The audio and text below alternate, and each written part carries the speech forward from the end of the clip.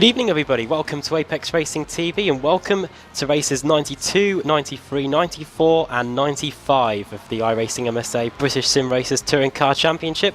We've headed to Vineyard Country here tonight for the Sonoma Raceway and yeah, the showdown is looming ever closer. Joining me in the commentary box tonight is iRacing World Championship driver Alex Simpson.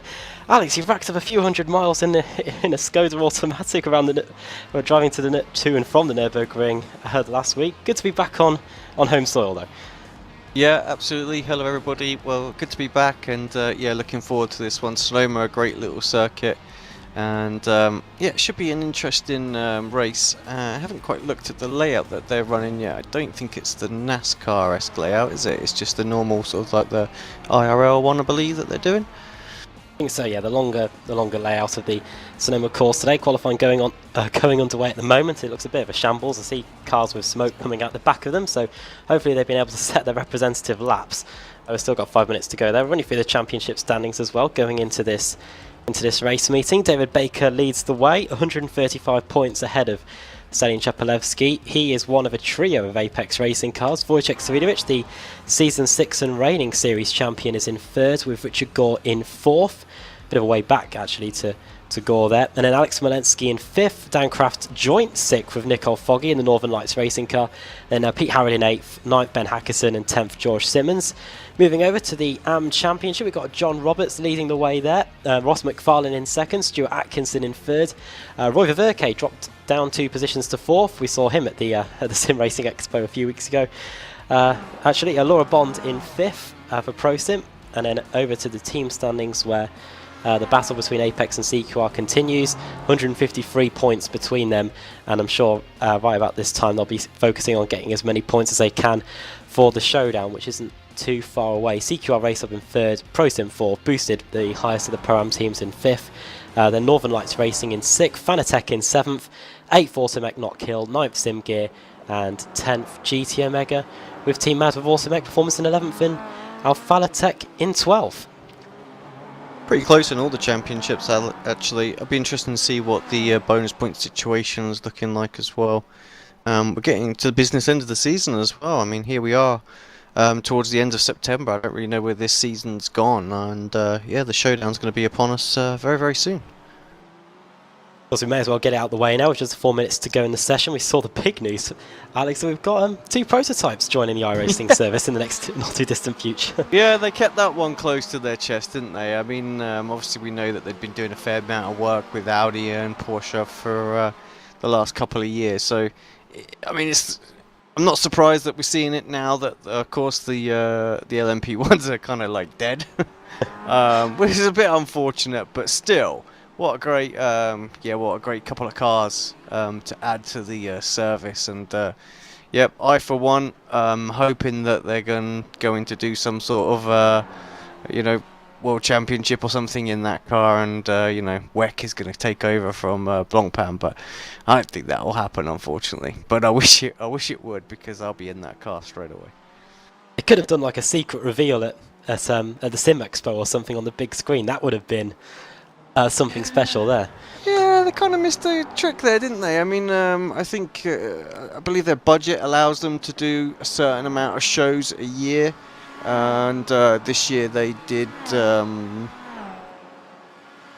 of the CESs, I think it was. I'm not entirely sure, so, but it was something in the US. So, fortunately, I think, yeah, we know they're a small development team, and everything's on a bit of a budget with these guys. So. It's denied us the opportunity of like a bit of a you know, an exclusive reveal at the expo, which would have been pretty awesome to have done that. You know, oh, I've got an announcement for iRacing on the big screen, and it just comes up there. The crowd would have just gone nuts when they saw that. So yeah, missed opportunities, I think. Well, the Sim Expo has been announced for next year, so hopefully the Toyota, the Porsche and the Audi are out by that time, and we may get to have a go on it at the next Expo. Who knows, maybe that even might be the 2 cars that are used for the Sim Racing Masters Championship that's taken place there every year. Not too long to go now in the qualifying session. Savidovic and Chapelevsky, 2 teammates. We saw Stalin Chapelevsky at the Expo. Really nice guy, and currently at the moment Alex on the front row of the grid trying to chase his teammate. Yeah, good to see those guys having a bit of fun out there in qualifying. But yeah, Stellium, we obviously met him. He was one of the guys that was sharing our house. Obviously, I think on the Friday night there was about 35 people sharing our house, wasn't there? So that was a heck of a night. But yeah, like I say, I'm not gonna deny. Great to see those guys at the top of the standings. But it's pretty close. Looking at the tower on screen right now, there's the margins between everybody's fairly small. It's quite a tricky technical circuit, so I kind of expected to see the gaps a little bit bigger. Now, for anybody who hasn't watched the series before, of course, the Kiev does generate quite a lot of drafts, so you'll find that even though there's a half a tenth or less between these guys, and the field is maybe separated by 2 or 3 seconds, when it comes down to the race, actually it's a massive equalizer, and we have some really huge packs. So watch out for that one. It could be a good race. Yeah, it was great to see the likes of Coanda and Core Motorsports on that Friday night. It ended well for some, not so very well for others. Oh dear, we've got some pictures to show. Or some videos to show. We should have brought them up. He's not here to defend himself, is he? We should have done the impressions one on the broadcast. Well, you'll be able to see the karting video on the Apex Racing UK Facebook page. That's on there at the moment if you want to go check that out after the broadcast. Seeing me getting done by iRacing World Championship driver Pete Berryman on the last lap, which wasn't too happy about, but there we go. Qualifying session just coming to an end, and yes, Davidovich Shepelevsky at the top of the timing screens. Ross McFarlane, again, another fantastic qualifying session by the Northern Lights Racing driver. Looking in the championship, the Northern Lights Racing team still trying to compete with Boosted. I think it's going to be very tight between those two when it comes to the showdown. George Simmons in 4th, Dan Kraft in 5th, Sven Glatzel for Fanatec in 6th, Diogo Melro in 7th, David Baker, our championship leader, down in 8th, probably just trying to consolidate some points for the incoming showdown, and then Nicole Foggy in 9th, making it 2 Northern Lights Racing cars inside the top 10, and Ben Hackerson in there as well. So for my calculations, Alex, we've got 2 Apex cars, 2 Northern Lights Racing cars, 2 CQR S-Line cars, and 2 Boosted cars, I think. Pretty even split in there. Yeah, that's what we want. I think, it's always good to see a good mixture of the teams up there. I was just completing their laps now, and yeah, not too long to go now. I know Stalin Chapelevsky was eyeing up a possible new JCL rig while we were at the Sim Racing Expo. Don't know how long that will be before we see him racing in that, and I wonder if it'll make any difference to his performance in the BSRTC. It has been pretty good this year. He's got himself locked into the showdown. He was doing well in 2016 in the regular season, but come the showdown, he wasn't able to get that championship. That went to his teammate, Savidovic, for the second time. He'll be hoping to go a few positions better this time around and get that championship.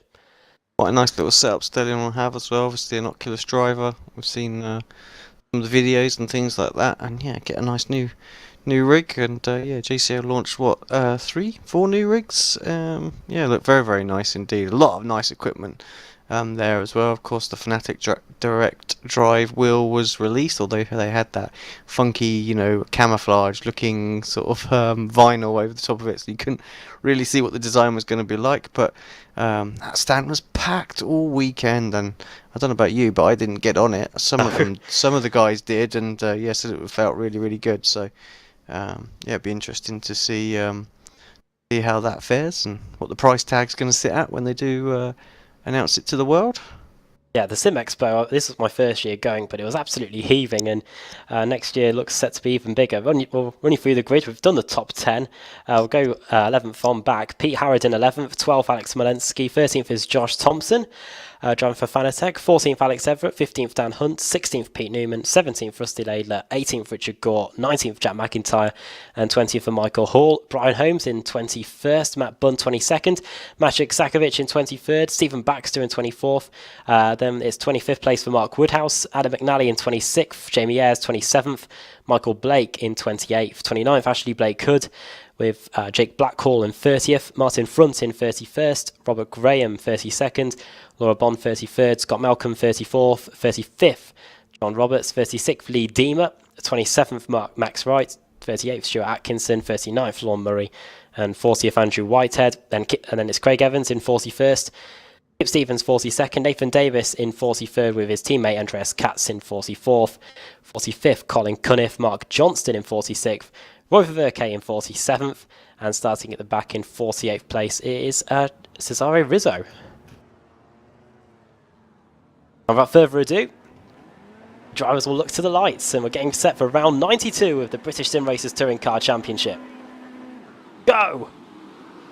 Good start by Savidovic. He absolutely rockets away from Stalin Shepelevsky. The battle looks on for third and fourth between Simmons and Ross McFarlane. Simmons has got that third place as we go up the hill. This is one of the trickiest parts on the circuit. Uphill braking, blind corner. One of the boosted cars already blinking away. Baker's got a good start. He's trying to battle away with Ben Hackerson as we go up through the hill, but it's Thompson and Dan Kraft, Alex, going wheel to wheel through the first few S's. Yeah, Kraft and Thompson. They're, they'll take things to the limits, won't they, with giving each other the room. So this should be a good little battle as they head towards the downhill long left-hander. Always a tricky corner, no matter what car you're driving. I don't know if they've done something to the wheels of this car. They look a bit different. Maybe it's just the lighting or something like that. They look different.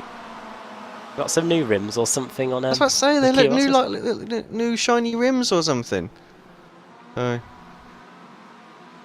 Oh, maybe that's another cat that iRacing have pulled out of the hat.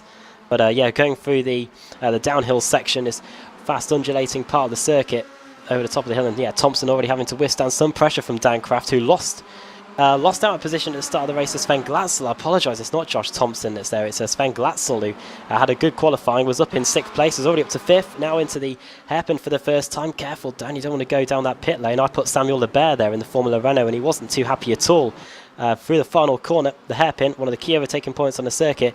Around to complete the first lap, it's Apex leading, Apex in second, then it's Boosted in third. Savidovic leading Shepelevsky and Simmons, then Ross McFarlane on his own in fourth, and then it's this battle between Sven Glatzel, Dan Kraft, his teammate Diogo Mauro, and his other teammate David Baker. So 3 CQR S-Line cars in 6th, 7th and 8th respectively, and Hackerson in 9th, and then the other Northern Lights racing car, Nicole Foggy, rounding out the top 10. Just on board with Glatzel now as well, since he's defending from Kraft, trying to close that gap back up to McFarlane, where he had to do all of the defending. Runs a little bit wide off of the exit there, slowing down just a fraction, but not too much. Over through the downhill section, hard to get the car turned in. The car, we're trying its best not to stop for you, but you're going to have to get on the brakes. And through the carousel they go, and Glatzel having to do some more defending, moves over to the inside, but then moves back to the racing line, confident that Kraft won't go up the inside, but Kraft does go up the inside. It's going to be interesting. Contact made between the two of them. Glatzel around the outside is going to power his way and try and stay in that position, but Kraft is just going to go up the inside. And that is a pretty well executed move there from Daniel Kraft in that CQR S-Line car.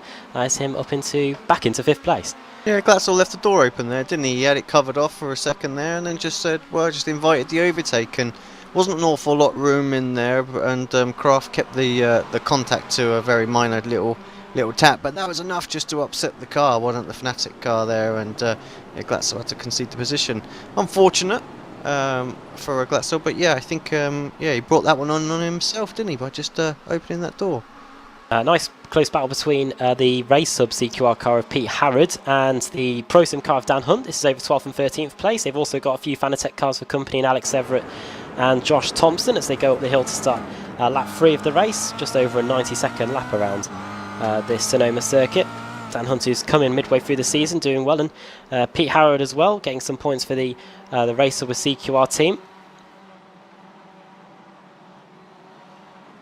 Nice, we've got a minor issue with the paint, so I'll get that sorted out, guys, don't worry. In terms of overtaking points around this circuit, Alex, the main one's probably the place where we saw Dan Kraft get up the inside of Glatzel, and then the hairpin, the penultimate corner on the circuit.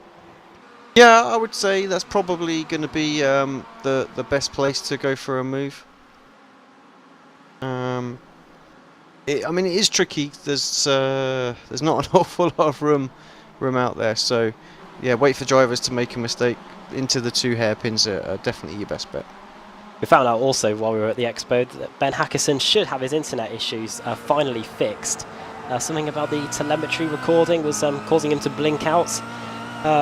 every lap or so. So that was the issue for Hackerson. Looks like he's got that fixed. Simmons looks like he's still having the occasional blip during the race. It's just the issues with racing online, I think, as they go through the final corner to start lap 4 of the race. Not too many gaps actually being extended here. It's a massive long train really from first all the way back to about 20th place, separated by just 12 seconds, the top 20. Yep, yeah, just refreshing the paints, everyone, if you're wondering what's going on out there. As I think we've got a mixture on there. I don't know if trading points had kicked in or something. Messed everything up. Our last broadcast might have been the Club 73. I don't. That was the paints that I had to say. Yeah, it's quite possible as well. So, being away. I'm going to find a decent battle for you, Alex. I think I found one. Nicole Foggy versus Ben Hackerson and David Baker. 3 cars here fighting over 8th position. David Baker's favourable 6th place is just a little bit up the road, but now he's got to withstand the pressure from the boosted car of Hackerson and Nicole Foggy, who's been one of the star drivers so far this season. Yeah, Baker, Foggy, like I say, Hackerson right there. I've just been informed by Paul as well. It was updated shaders on the here, which is why the rims just look a little bit better, and some tweaks to the car as well. If we can get a closer shot actually of the car. It's going to be not got the greatest just default camera pack here. Need to get some of Mr. Van's fancy cameras. But yeah, it looks a little bit more racy, I think, than it did previously. So always good. Baker going slightly wide there into the hairpin, looking for a late apex to get the run off the corner, which looks like he has done. He's able to pull out a few tenths of a second over Hackerson there. Just saw a bit too wide going into the hairpin in the background. Just trying to work out who that was. It's Adam McNally versus Michael Blake. Crash ahead. Woodhouse. CQR Crash. car gone Craft, I think it is. Oh no. It is indeed. And Craft, let's see exactly what happened there. Well, hopefully it was just of his own doing. Doesn't look like it though, Alex. It looks like the Fanatec car of Sven Glatzel decides to go for an opportunistic move around the outside, and the two make contact. Yeah, Glatzel wanting his place back. Let's have a look, see how this pans out. He's quite a way back, wasn't he, going into turn 1. Carried a bit more speed. Craft got a little bit out of shape, didn't he? And that's what just let get the run, and then good bang. Right. Yeah, fortunately it doesn't look like he's blown an engine, so we'll be able to continue and finish the race. As long as there's not a meatball there for Craft. The good news for Dan Craft is he is in 26th position after that crash, so he's only just inside the reverse grid placing, so he will be hoping for a small one, and he might be able to get a better result in race 2. But yeah, not what Dan Craft wanted at all, and not what the CQRS line team wanted either. They had Apex 1 and 2 at the moment, and they wanted to make sure they got as many points as they can. I wonder if Craft may be lodging a protest about that as well. But yeah, a bit of drama there on lap 5 of the race. We are just approaching the halfway mark in this 10-lap opening race of the day in the British Sim Racers Touring Car Championship. Got 3 more races to go after this one, plus a whole load of reverse grid wheel spins to decide who's going to be on pole in this bumper 48 car grid. We have got 2 cars currently sitting in the pits, Jamie Ayres and Colin Cunniff. So problems for those guys, and a few guys have lost a few positions during the race, like Rob Graham and John Roberts, so they'll be hoping for better things in race 2. But for the meantime, they're going through the final few corners now on this lap. Leaders of Savidovic and Chepalevsky, and Diogo Melro is now closing in on Sven Glatzel. So while Sven Glatzel got rid of one CQRS line car in front of him, Alex, he's now got to deal with 2 which are coming up behind him now. Yeah, Baker and Melro. Baker dropped back a little bit. He's got Hackerson to worry about. But I was watching Simmons. Simmons looking very, very strong right now. Very, very close up behind Chepalevsky. Just 0.02 of a second. And yeah, well, 0.2. Sorry, so 0.02 that'd have been right on his tail. But yeah, nonetheless, putting the pressure on Stellion out there right now. Oh yeah, looking at the lap times, Simmons was the quickest driver of anybody on that last lap. 36.5 for Savidovic, 36.5 as well for Chepi, but it was a 36.4 for Simmons, and he's definitely closing in now on the Bulgarian, who lives in Germany. Looking up the inside there, going into the carousel, a long downhill left-hander. Had a big crash there when I was racing in the Formula Renaults a few months ago. Savidovic Only has a 1.2 second lead, but it is about 4 tenths between Simmons and Simmons and Chepelevsky as we go through the right-hander. Jamie Ayres is out of the race, by the way, so he'll be getting no points in this one. He'll be hoping for better things in race 2. He'll be starting at the back of the grid, but Simmons closing under braking. You can see he still has the odd occasional internet issue, but he's still there, and he's going through the left-hander, and now this right-hander on his way towards turn 11, the hardest braking zone on the circuit. We'll see if he can get him shape up a move here on the apex car of Stelian Chepelevsky going into this hairpin. No way through just yet, but he has got a bit of time on his hands. When we get to the line, there'll be 4 laps to go. Gonna look a little further down, see if there's something going on. Let's have a look. Right down, 33rd place at the moment. Craig McLeod Evans, Nathan Davis, and Max Wright, all very, very close. Just ahead of them, they've got Lee Deemer as well. So just thought I'd give some love to some of the guys a little bit further down the field. Oh yeah.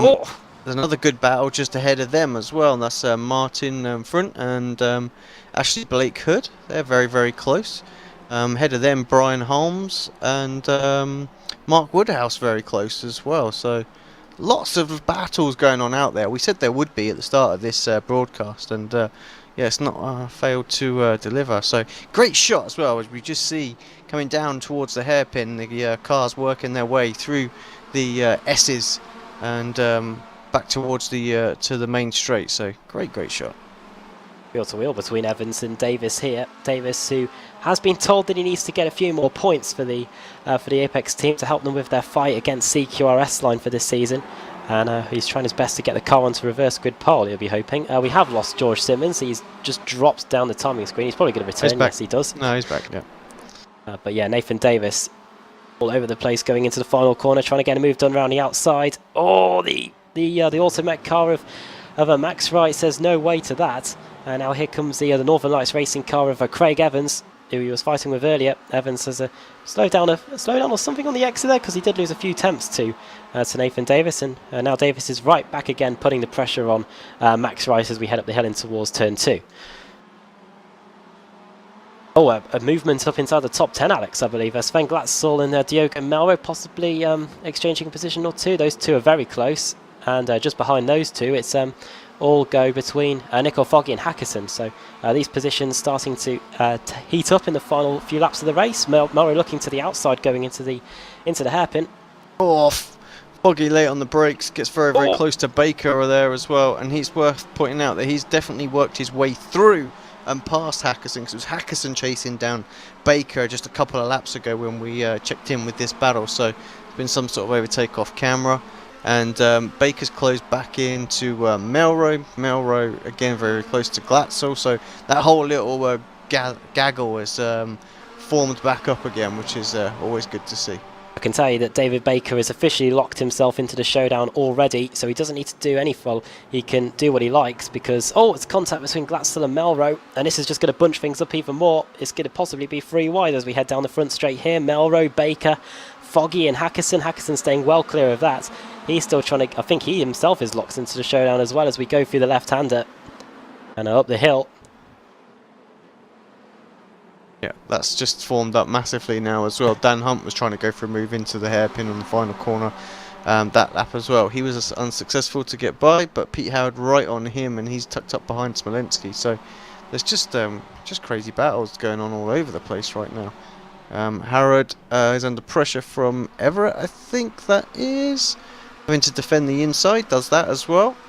And yeah, holds on to that position. There's 2 laps to go, in fact 1.5 laps to go now, and yeah, this battle pack's all of a sudden come alive. You may even say there's a gaggle in there, as here comes Melro now on Sven Glatzel going into the hairpin. Fanatec car on the inside, the CQRS line car with a bit of damage to the front on the outside. No way through there, but he could do the switch back there. He tried it a lap ago and there was contact between the two. Not so this time, but Diogo Melro running out of opportunities, and I'm sensing that he wants an overtake done in the hairpin at turn 11. We'll see if he can do it this time. Maybe he might want to save it to the final lap of the race so that Sven Glatzel can't retaliate, but here we go through the S's. Now into turn 10, this right-hander. Very fun corner to drive this one, especially if you get it right. You can definitely gain a whole load of lap time. Glatzel moving to the inside, but then moves back to the racing line. Goes very deep into turn 11, and Diogo Melro, I don't think he was expecting it to be that easy, and he is through into 5th place. Yeah, of course Glatzel will get a good run here, so he needs to come straight through. Can't wait, made that mistake, needs to carry the momentum he got from running wide. I don't think he's going to do it. Had a little look, but would have had to have gone around the outside. Final Quite lap. on the gas early enough coming out of the first sector there, so Melro looking strong, got that position. Baker thinking about Foggy behind him. Too long to go then. Final lap of the race here in race 1 of the British Sim Racers Touring Car Championship. This is the battle for 5th place on back, headed by Diogo Melro, then Glatzel, Baker, Foggy, Hackerson, Smolenski's in there, Dan Hunt as well, Pete Harrod and also Alex Everett. They're all vying over these positions in the closing stages of the race. Baker definitely under pressure now from Nicole Foggy. Both of these two drivers have gained a spot during the race due to the demise of Dan Kraft. Baker covering the inside, but look at Hackerson round the outside of Foggy. That looked inspired for a moment, but Foggy back up the inside and he's able to hold on to his 8th place. But we haven't got too long to go. And where is our leader? Wojciech Swidovic and Stalin Chapelewski. It's been a brilliant start to the night for Apex Racing. Through turn 10 and on their way towards turn 11. Wojciech Swidovic has taken 18 wins this season. And I'm sure he's going to go flying by the 20 mark by the time we get to the final race meeting in Daytona at the end of November. Through the final corner he comes. It's going to be victory for Wojciech Swidovic for Apex Racing and win number 19 for the 2-time champion, the reigning champion. Chapelewski 2nd, 3rd for George Simmons. What about this battle though? It's going to be Diogo Melro that comes home to take the 5th spot, with Glatzel in 6th, Baker 7th, Foggy 8th, Hackerson 9th and Alex Smolenski rounding out the top 10. Richard Gore very, very close to Jack McIntyre as they come across the line. 10th of a second between those. Who else is close out there? Brian Holmes, he was tucked up behind Woodhouse, can't get through. Another one, Craig Evans and Andreas Katz. I think a bit of Katz smoke there. Just gets him. Don't know if there was something on the final lap of the race there. And another one that looked quite close, but I think they've already finished. That was Lorne Murray. Oh dear, yeah, it was a bit of chaos coming up the final corner involving Nathan Davis and Craig Evans. It was 3 wide on the exit. Davis was getting hit from behind. Oh, and, he's absolutely pummeled, doesn't he? There. Poor Davis is, yeah. What he tries to stay out of trouble, and he still manages to find it, doesn't he? But crosses the line. That's the important thing. Scores points, and yeah, he'll be eligible for the reverse grid showdown. If he gets the reverse grid, he'll be hoping that he's able to take advantage of it, because these opportunities don't come along too often. And yeah, Nathan Davis finishing in that 39th place. Yeah, I meant Will, not showdown. So what am I on about? But yeah. We're itching to get that underway. Not too long now before we get into the showdown. I think we've only got a few weeks left of the regular season. After this race meeting, I believe it was just on the chat. Paul Smith letting us know a couple more rounds to go after this. We've got Bathurst and the Brands Hatch GP layout, so not long to go at all. Well, we can understand why Paul Smith's not racing tonight. He's obviously so good around Bathurst that he's getting himself prepped for going up the mountain in a few weeks. Should also mention it. Thanks to Paul and to Connery Maddock for filling in for us while we were on holiday. Yeah, huge thanks to those guys. Did a great job. We had a lot of fun, didn't we, on the Thursday watching that one, as we got ourselves settled into our digs for the week. Yeah, we got Brands and Bathurst coming up in 2 weeks' time, and yeah, the showdown gets underway. But yeah, thanks to Paul and everyone for getting that broadcast up and running for the BSRTC at Silverstone. And we'll run you through the finishing order from the opening race of the day. Wojciech Swidovic, clean sweep, fastest in practice, fastest in qualifying, set the fastest lap of the race, and he wins the race as well. So couldn't have got the evening off to a better start. It can only get hit worse from here, Wojciech. Stalin Chapelewski in 2nd, 3rd for George Simmons, 4th for Ross McFarlane, Diogo Melro finishing in 5th, Sven Glatzel 6th with Baker 7th, Foggy 8th, 9th Hackerson, and 10th Alex Smolenski. Cars that started inside the top 10 that finished there, we had 9, I think.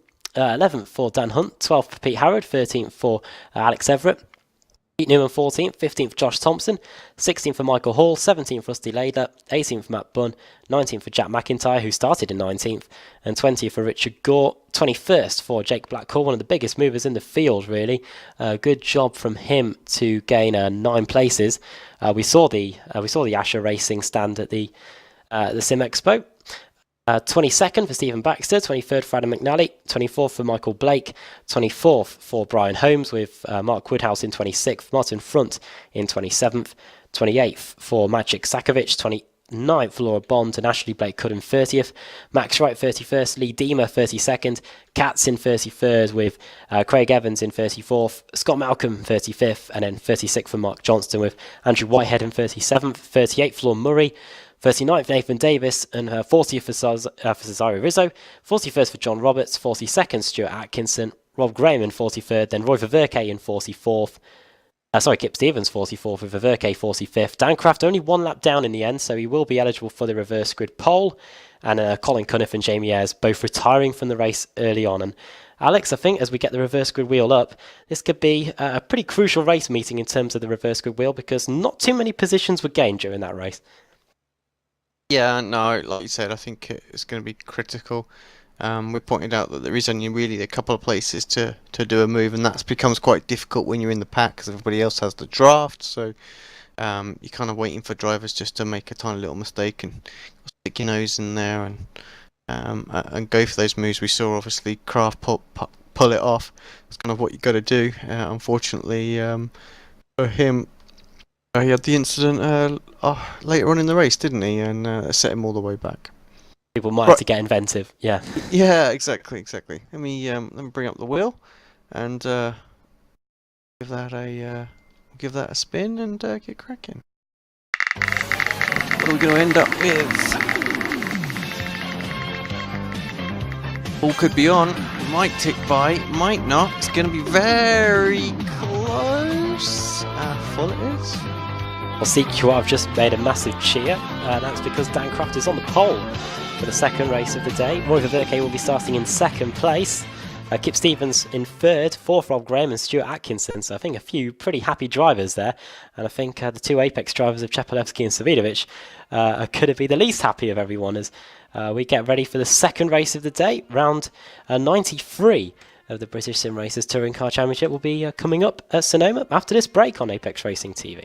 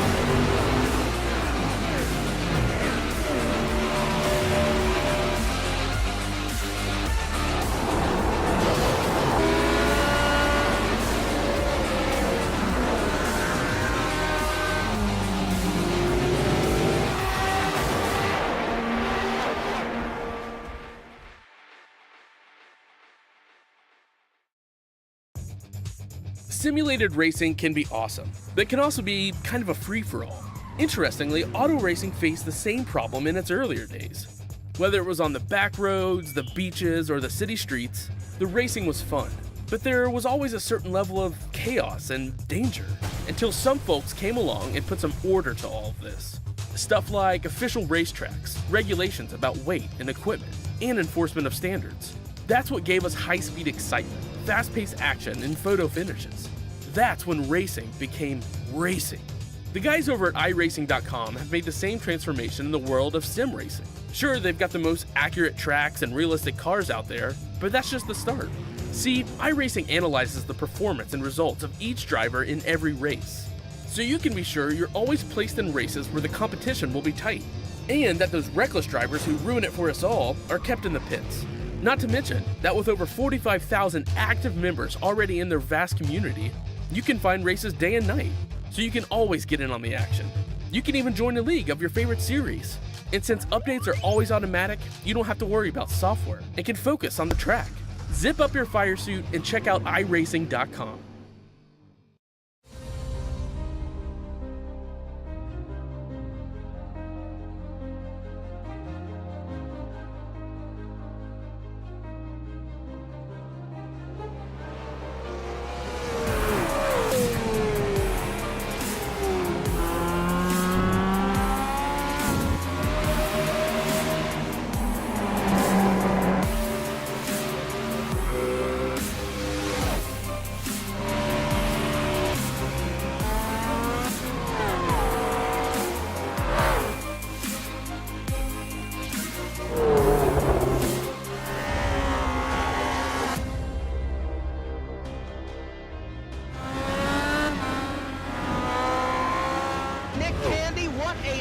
Truex in the outside, contact made. 56 slides it at a 4. Who's going to be at the stripe?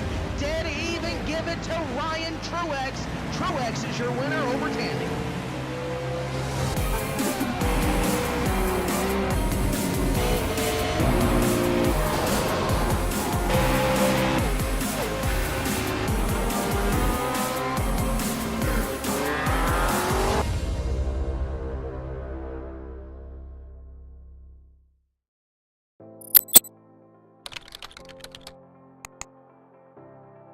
iRacing.com is a sim racing game that combines a true-to-life racing experience with an online community of virtual racers from all over the globe.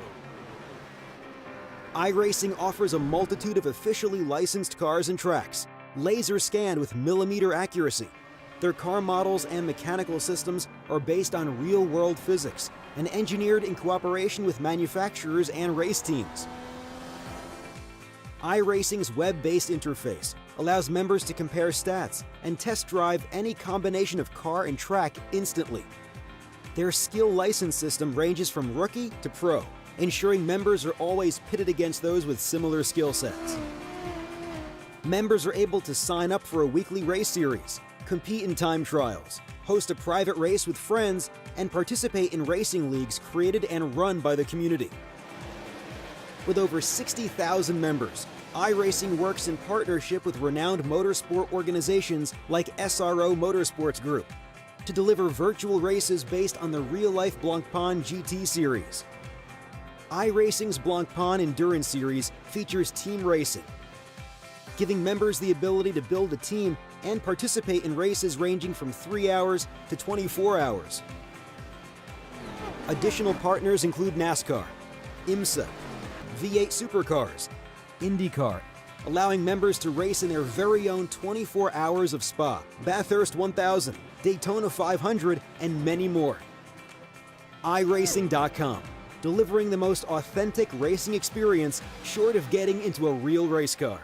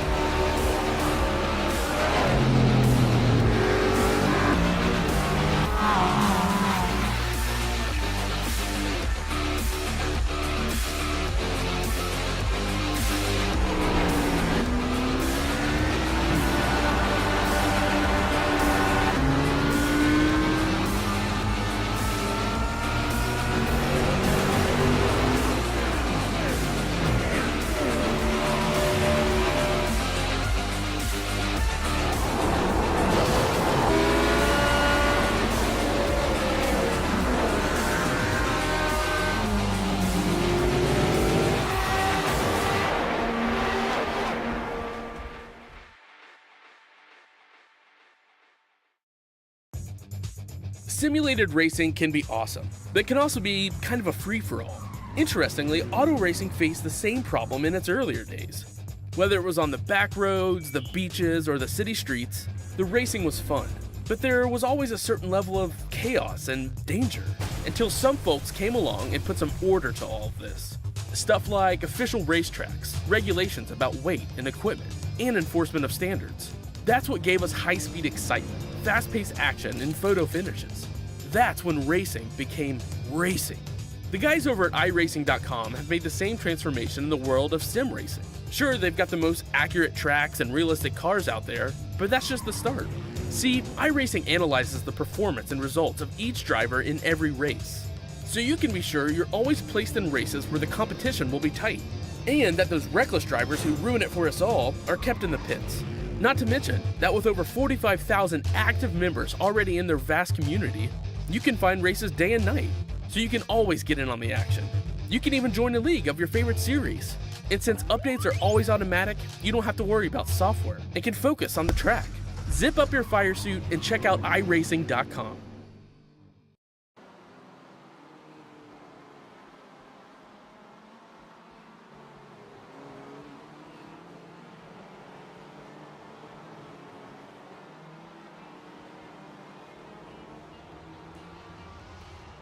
Welcome back to Apex Racing TV and welcome back to Sonoma, where it's brightened up a little bit in preparation for race 2 of the day in the iRacing MSA British Sim Racers Touring Car Championship. A good first race for Apex Racing with Wojciech Swidovic leading home his teammates Dane Chapalevsky, but now it is the turn of CQR to come to the front with Downcraft starting on reverse grid pole.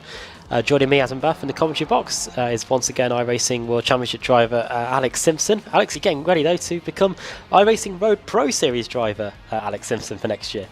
Well, yes, unfortunately I haven't been able to do any races this year, so I'm going to do the final 2 rounds of the season and then into the Pro Series, see how we can do. Bit of a culture shock, first time in the car yesterday for best part of 12 months. Yeah, I've got some time to find, that's for sure. Oh yeah, the World Championship going at the Nürburgring this week, but we're at Sonoma now for the BSRTC. Downcraft starting on the pole. Second is Roy Ververke. Third, Kip Stevens. Fourth, Rob Graham. Fifth, Stuart Atkinson. 6th, John Roberts. Cesaro Rizzo in 7th. 8th, Nathan Davis. 9th, Lorne Murray. And 10th, Andrew Whitehead. 11th, Mark Johnston. 12th, Scott Malcolm. 13th, Craig Evans. And Andreas Katz starting in 14th place. It'll be interesting to see how many positions he can gain, the 2-time champion. Lee Deemer in 15th. Max Wright 16th. 17th, Ashley Blake Could. 18th, Laura Bond. 19th, Maciek Sakovic. And 20th place for Martin Front. Very quickly, Alex. Downcraft on the pole. Reckon he's got to win this one, surely. Yeah, he's got to after the last one. Got a meatball, didn't he? But managed to at least score some points by staying out there. So, yep. Got to be favourite, I think. Well, anything can happen in the BSRTC. We're about to find out what's going to happen here in race 2 of the day, round 93 of the championship. Runs away, Cat starts from the pit lane. You may have seen that, but it's a good start from Kraft. Who is that flying through the middle? What a start by Lorne Murray. No, sorry, Craig Evans. He's gained 10 positions already. That's got to be a jump start. Yeah, it has to be. He was had some serious momentum, didn't he, when the camera finally picked him up. So, yep. It's worth, once you go, you just got to go, haven't you? There's no point in sticking around, you know. You're going to get that slowed down and drive through anyway, so might as well get in there now. They're going through the S's for the first time. Yeah, Craig Evans up to 3rd place, 10 positions gained. We'll surely be seeing him coming into the pits at the end of the lap. I don't think it's even worth checking on the replay. I'm that certain that he moved before the lights went to green. But over the top of the hill we go for the first time, and into the carousel. It's long downhill left-hander. Downcraft already establishing a lead, 1 second already for the CQRS line driver. Verke in 2nd, then Evans in 3rd, Stevens 4th, Graham in 5th, and then Atkinson in 6th. Crash in the background. Off goes what looks like Mark Johnston. He is fortunately not hit the wall, but it looks like he got in a bit of contact there with what I think was Cesario Rizzo. A heck of a shot as they all work their way down towards the hairpin, and there's just no room for anyone out there. So they've done well just to even survive through that corner. Everybody's running. Katz, of course, started from the pits as you mentioned. Somebody's sliding in the background. I don't know who that was. That's going to be a slowdown penalty for sure. For both of them, I think it was a race up and a Pro Sim car, and with not much room around this part of the circuit, it's going to be very difficult for these drivers to negotiate the slow cars as they go through the final few corners to start the lap. Craig Evans into the pit lane. That was expected to serve his penalty for jumping the start. It's all kicking off in the hairpin. That's car 10 in the Apex colours. That's Richard Gore getting shuffled about a bit. Everyone trying to find their own bit of ground as they come around to complete the opening lap. Kraft already 1.7 seconds into the lead for Verke, 2nd place. He's got 2.4 seconds over Kip Stevens in 3rd. So the front two scampering away at the moment. I feel like Kip might be able to draw back in on to Verke if he can at least sort of pull a little gap from Rob Graham, but he's hassling him quite hard. Nathan Davis in 6th place. You've got Atkins 5th. John Roberts is in 7th. Lorne Murray, also another quick driver, in 8th place. So, yeah, it could be an interesting top 10 because there's definitely a breakaway. Rizzo in 10th place. Got a gaggle behind him. Whitehead, Wright, Malcolm, Holmes as well. So if Rizzo can keep them guys behind, I think the top 10 could be, it could be quite safe because we see how difficult it was to overtake in the last one.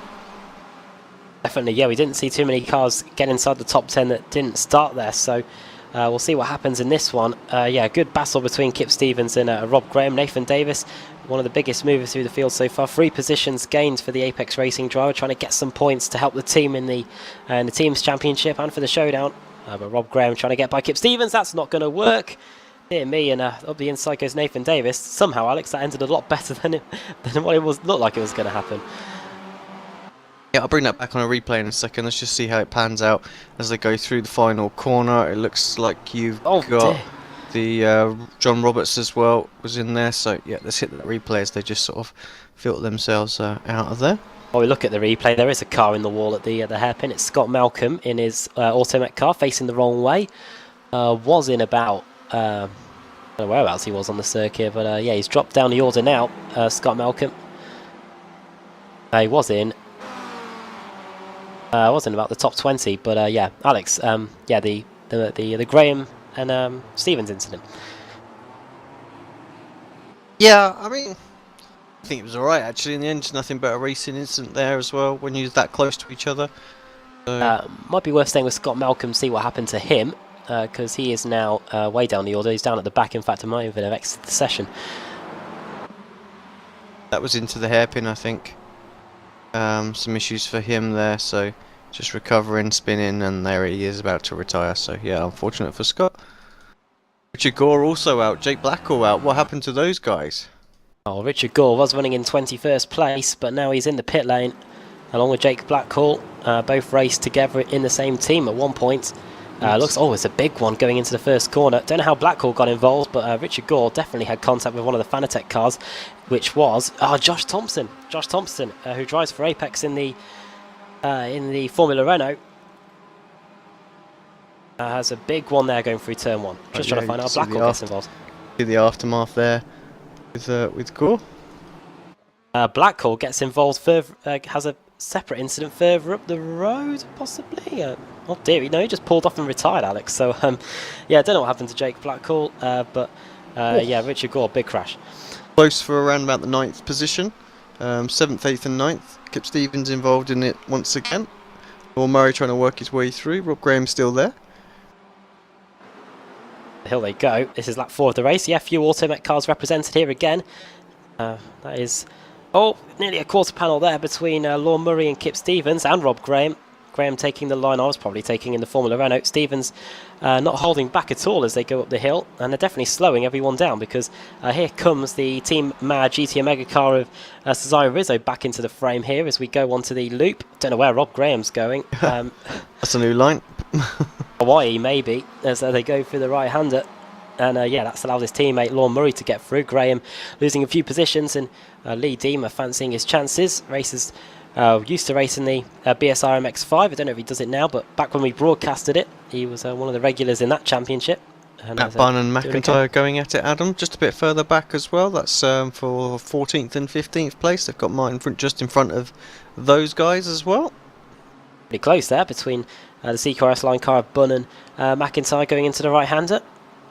Very close through the hairpin, and yeah, Bunn up into 14th place, 15 positions gained.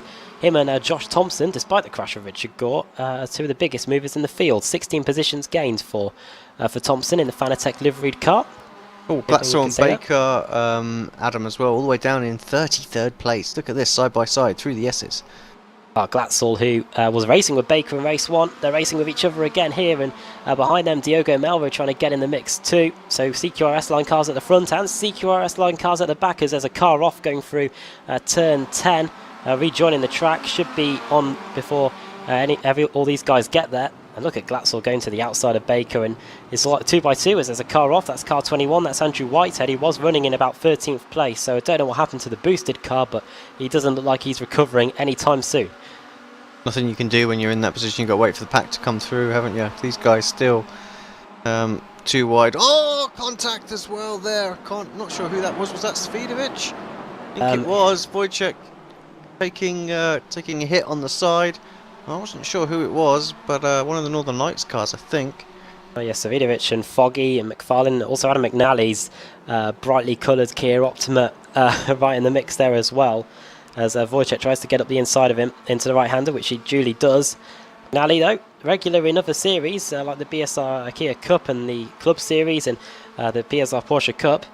So has raced with these guys before and is trying to get the move done up the inside, and there's been a bit of movement towards the front of the field. We'll tell you when this battle settles down, which it looks like it has. Stuart Atkinson has lost a few positions. He was running in 4th. He's now down to 7th place. So problems for the boosted driver there. It's been a bit of a bad lap for boosted. We saw Andrew Whitehead in the tyre wall at the hairpin, and yeah, Stuart Atkinson losing a few positions on this lap. Nathan Davis now into 3rd place. Closing in on Viverke as well. Yeah, 1 second between those guys. What was the lap times the last time by? Yeah, so it was a 1:42.9 for Viverke, 1:42.0 for Nathan, and this lap as they come across, let's see what it is, a 1:43.1 and a 1:42.0. So yeah, it's closing in consistently about a second a lap, so you have to feel like he's going to get there. No one's going to catch Kraft though. Kraft is absolutely gone, and Roberts is 6.5 seconds behind this battle that we're watching. Oh dear, something's just kicked off at the hairpin. Stuart Atkinson, Rob Graham, and the other Automech car as well. I really can't tell what was the cause of it. Might be able to get this up on a replay. Oh, it was Atkinson right into the side of Graham, and it all bunched up there, and yeah, problems for Atkinson. They just continue to mount. He's down to 11th place now. Yeah, I just saw the aftermath of it there on the replay. Yeah, difficult to overtake, and I think this is why people are going for these moves and getting involved in something here and there. Just on board with Mark Woodhouse. He's coming into that downhill long left-hander, tucked up behind Michael Blake.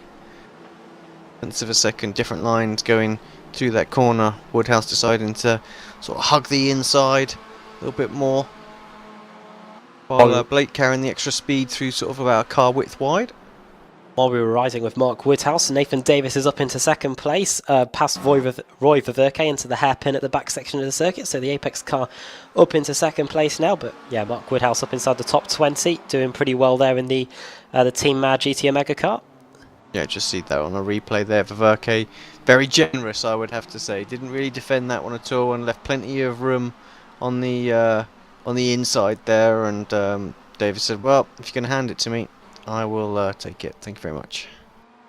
Deemer versus Murray. In fact, Deemer's completely off the line. And oh, what's he doing?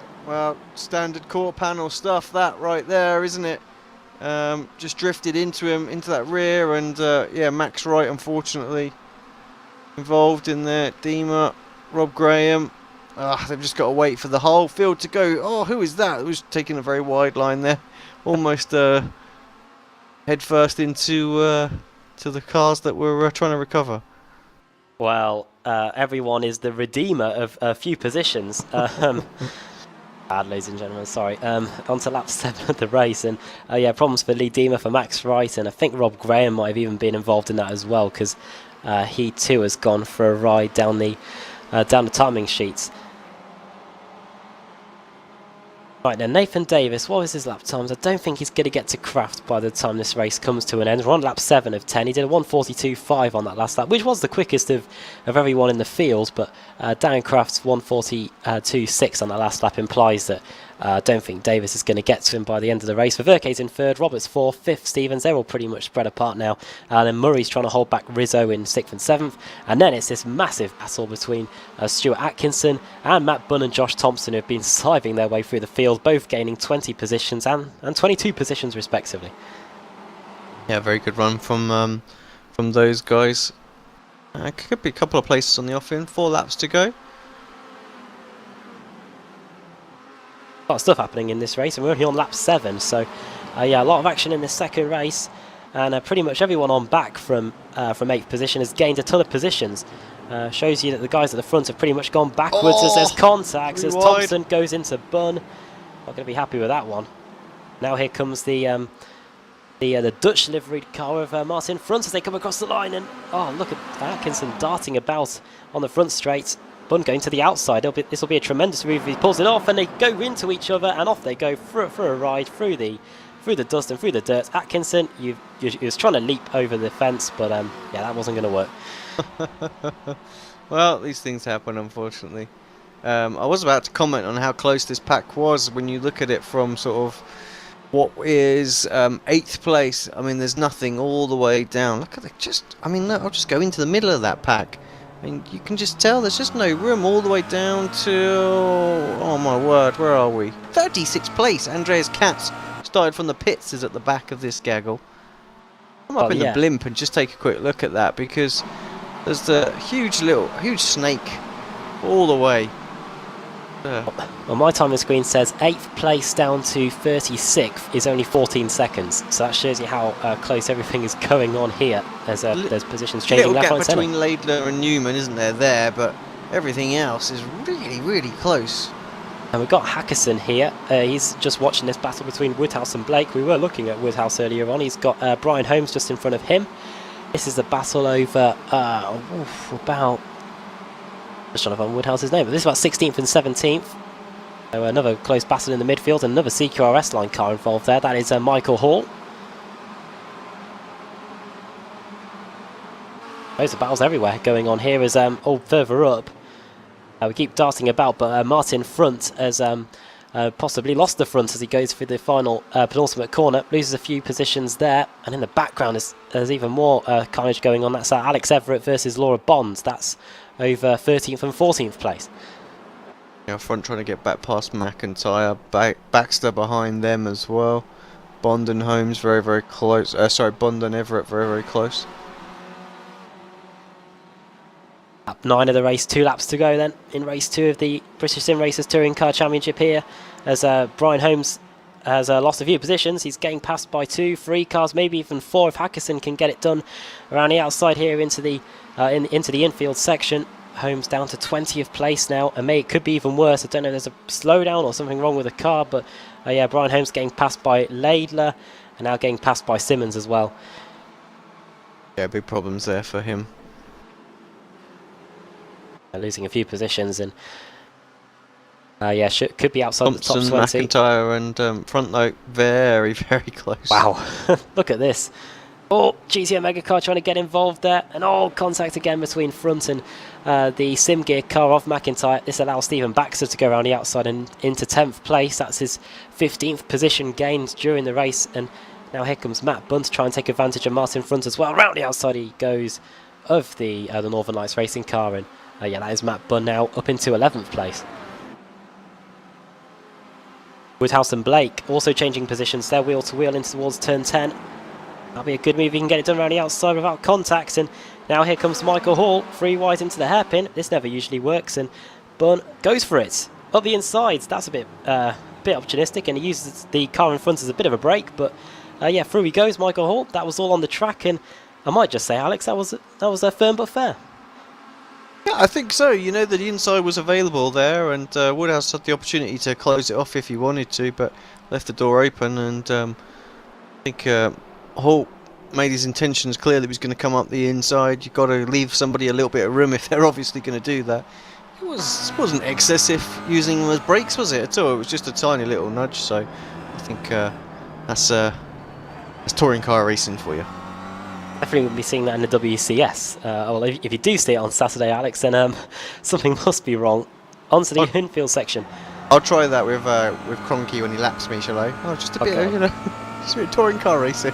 I think they might be putting... See what the officials say, mate. I think the Coanda people will be putting a bit of poison in their alcoholic drinks that are bringing us next year, at the Sim Expo.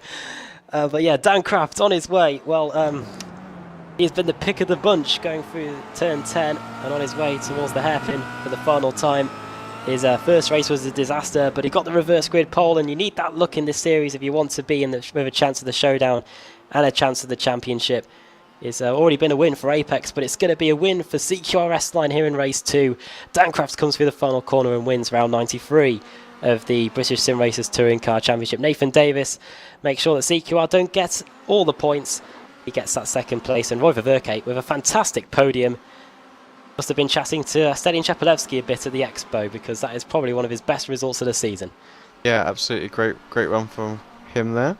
McIntyre, it's all kicking off here. Positions are changing left, right and centre on my timing screen. And look in the background, that's very close there. Front versus the Fanatec car all the way to the line. It should be front that just heads home. Stephen Baxter in 11th and 12th. And just everyone's swarming across the line now, Alex. Yeah, this is how close very everything close, is. isn't it? Very close indeed. Can't really keep track of it with the mouse, seeing what's going on. So McNally, 38th, 37th. That's very close as well. But, yeah, that's. I think Stuart Atkins is going to be the final car over the line. Got some serious damage. We saw him try to do that little jump.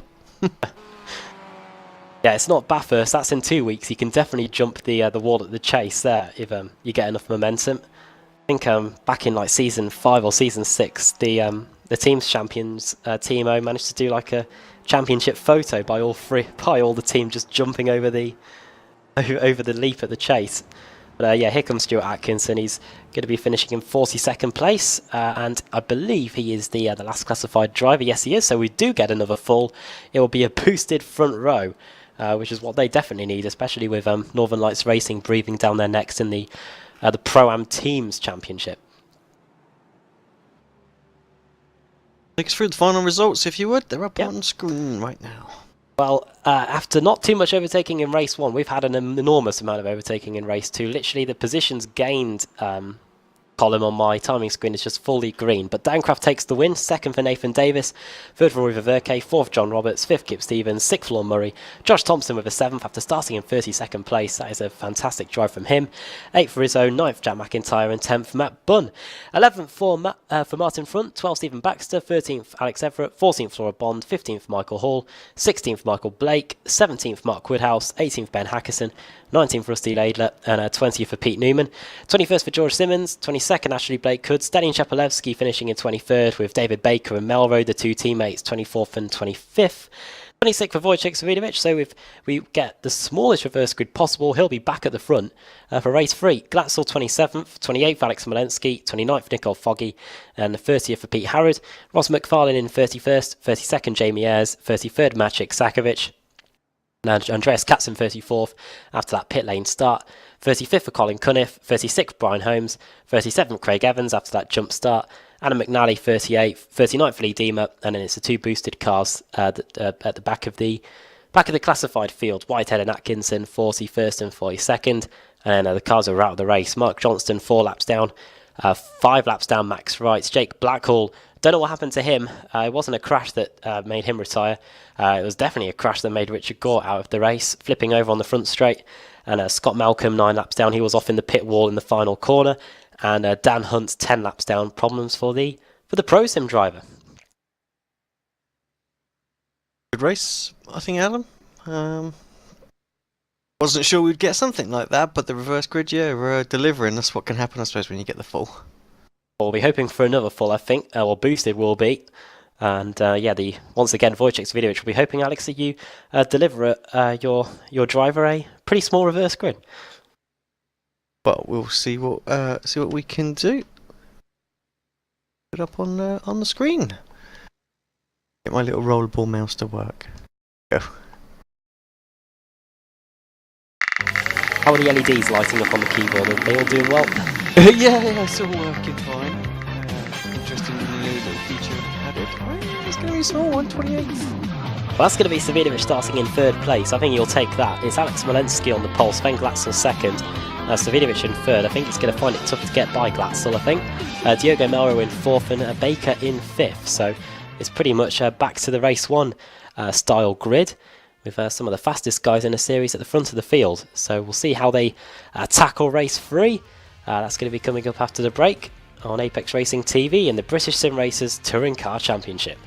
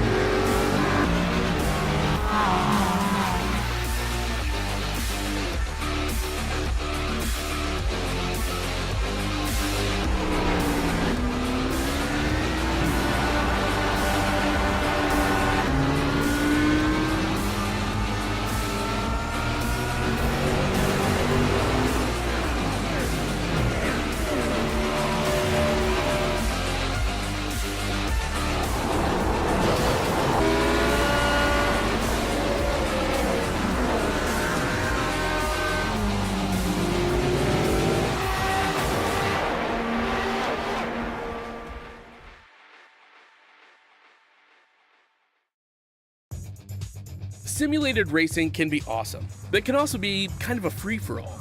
Interestingly, auto racing faced the same problem in its earlier days. Whether it was on the back roads, the beaches, or the city streets, the racing was fun. But there was always a certain level of chaos and danger, until some folks came along and put some order to all of this. Stuff like official racetracks, regulations about weight and equipment, and enforcement of standards. That's what gave us high-speed excitement, fast-paced action, and photo finishes. That's when racing became racing. The guys over at iRacing.com have made the same transformation in the world of sim racing. Sure, they've got the most accurate tracks and realistic cars out there, but that's just the start. See, iRacing analyzes the performance and results of each driver in every race, so you can be sure you're always placed in races where the competition will be tight, and that those reckless drivers who ruin it for us all are kept in the pits. Not to mention that with over 45,000 active members already in their vast community, you can find races day and night, so you can always get in on the action. You can even join a league of your favorite series. And since updates are always automatic, you don't have to worry about software and can focus on the track. Zip up your fire suit and check out iRacing.com.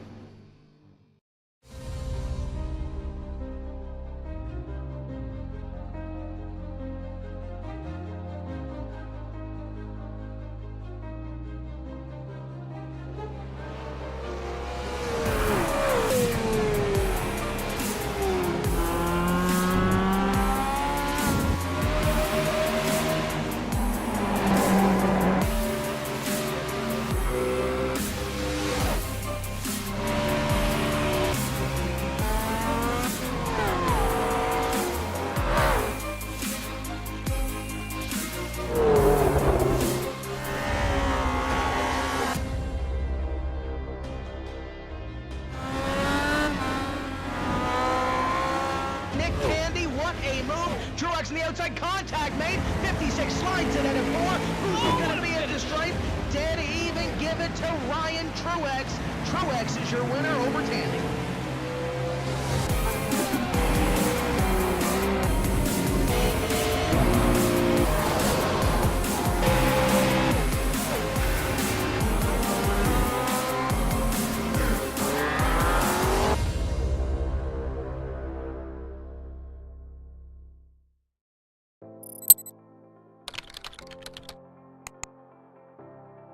iRacing.com is a sim racing game that combines a true-to-life racing experience with an online community of virtual racers from all over the globe. iRacing offers a multitude of officially licensed cars and tracks, laser scanned with millimeter accuracy. Their car models and mechanical systems are based on real-world physics and engineered in cooperation with manufacturers and race teams. iRacing's web-based interface allows members to compare stats and test drive any combination of car and track instantly. Their skill license system ranges from rookie to pro, ensuring members are always pitted against those with similar skill sets. Members are able to sign up for a weekly race series, compete in time trials, host a private race with friends, and participate in racing leagues created and run by the community.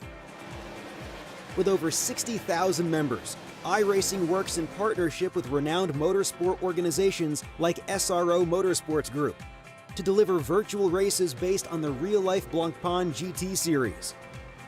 iRacing's Blancpain Endurance Series features team racing, giving members the ability to build a team and participate in races ranging from 3 hours to 24 hours.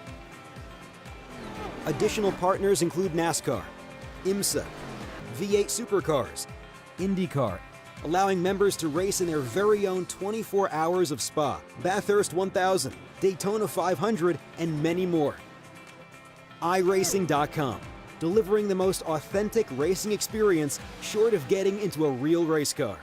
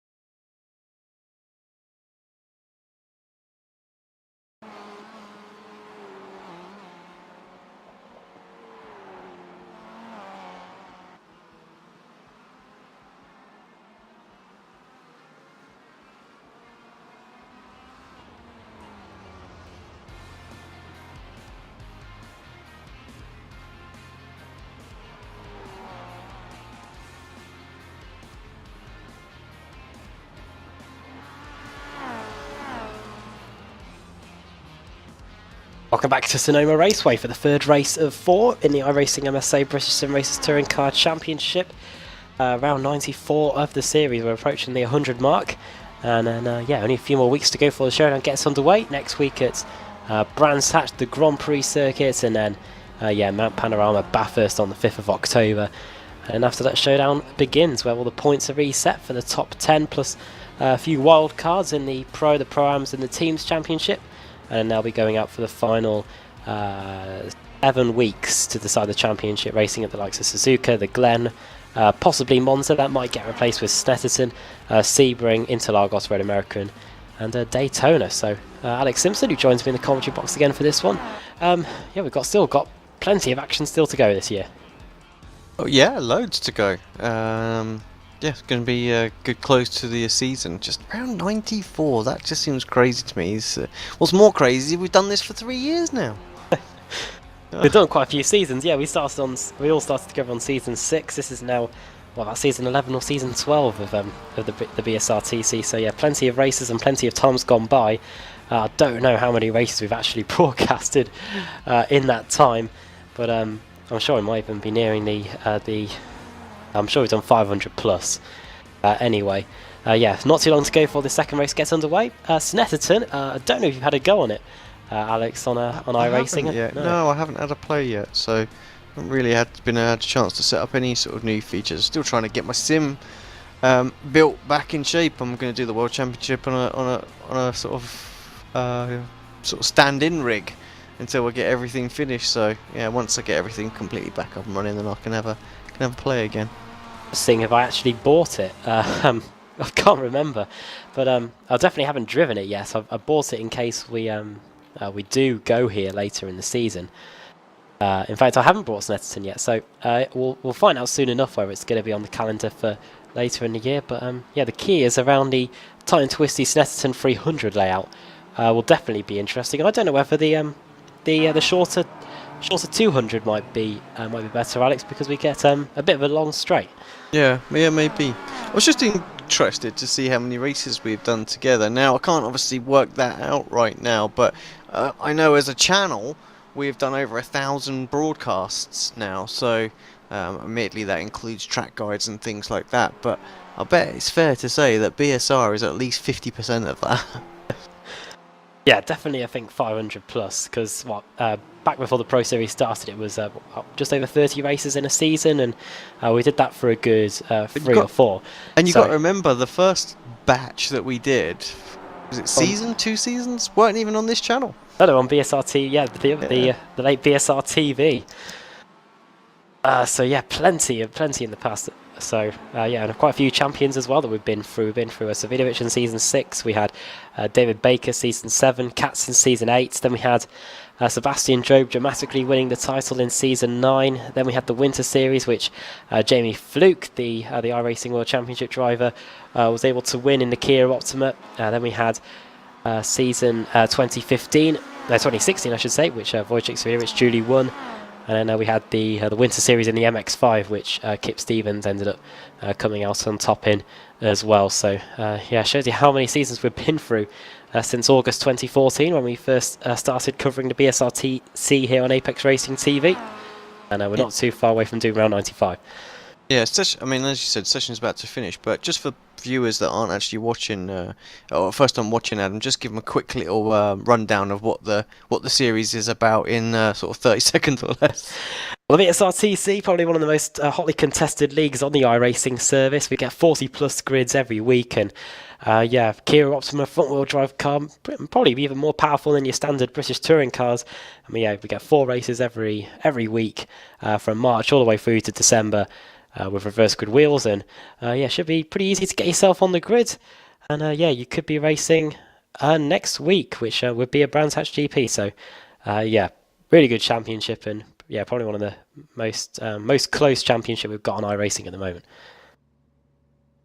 Alex Smolenski then, starting on pole position in one of the closest championships. Glatzel in second, third Savidovic, fourth Melrose, fifth Baker, sixth is Chepelevsky, seventh actually Blake Hood, a good reverse grid for him. George Simmons eighth, ninth Pete Newman, and 10th Rusty Laidler. I think Yes, Savidovic might be in with a good shout at this one. We're about to find out.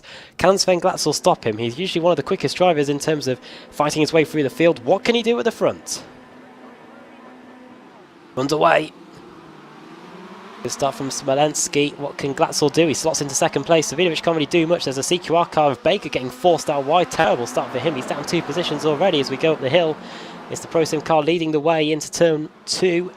Glatzel's taking a lot of the curb and now everyone having to fend for themselves. David Baker down to 7th place after that. Poor start. Trying to get some positions back as we go up the hill. And Glatzel already going for the lead, Alex, as he's trying to get up the inside of Smolenski as we go into the infield. Yeah, has a little look, doesn't he? Shows his nose, but doesn't force his way through. Melrose taking a look at Wojciech as well. He'd like to try and get past Wodge as quickly as he can, if possible, and use the cars ahead to sort of draft and stay behind.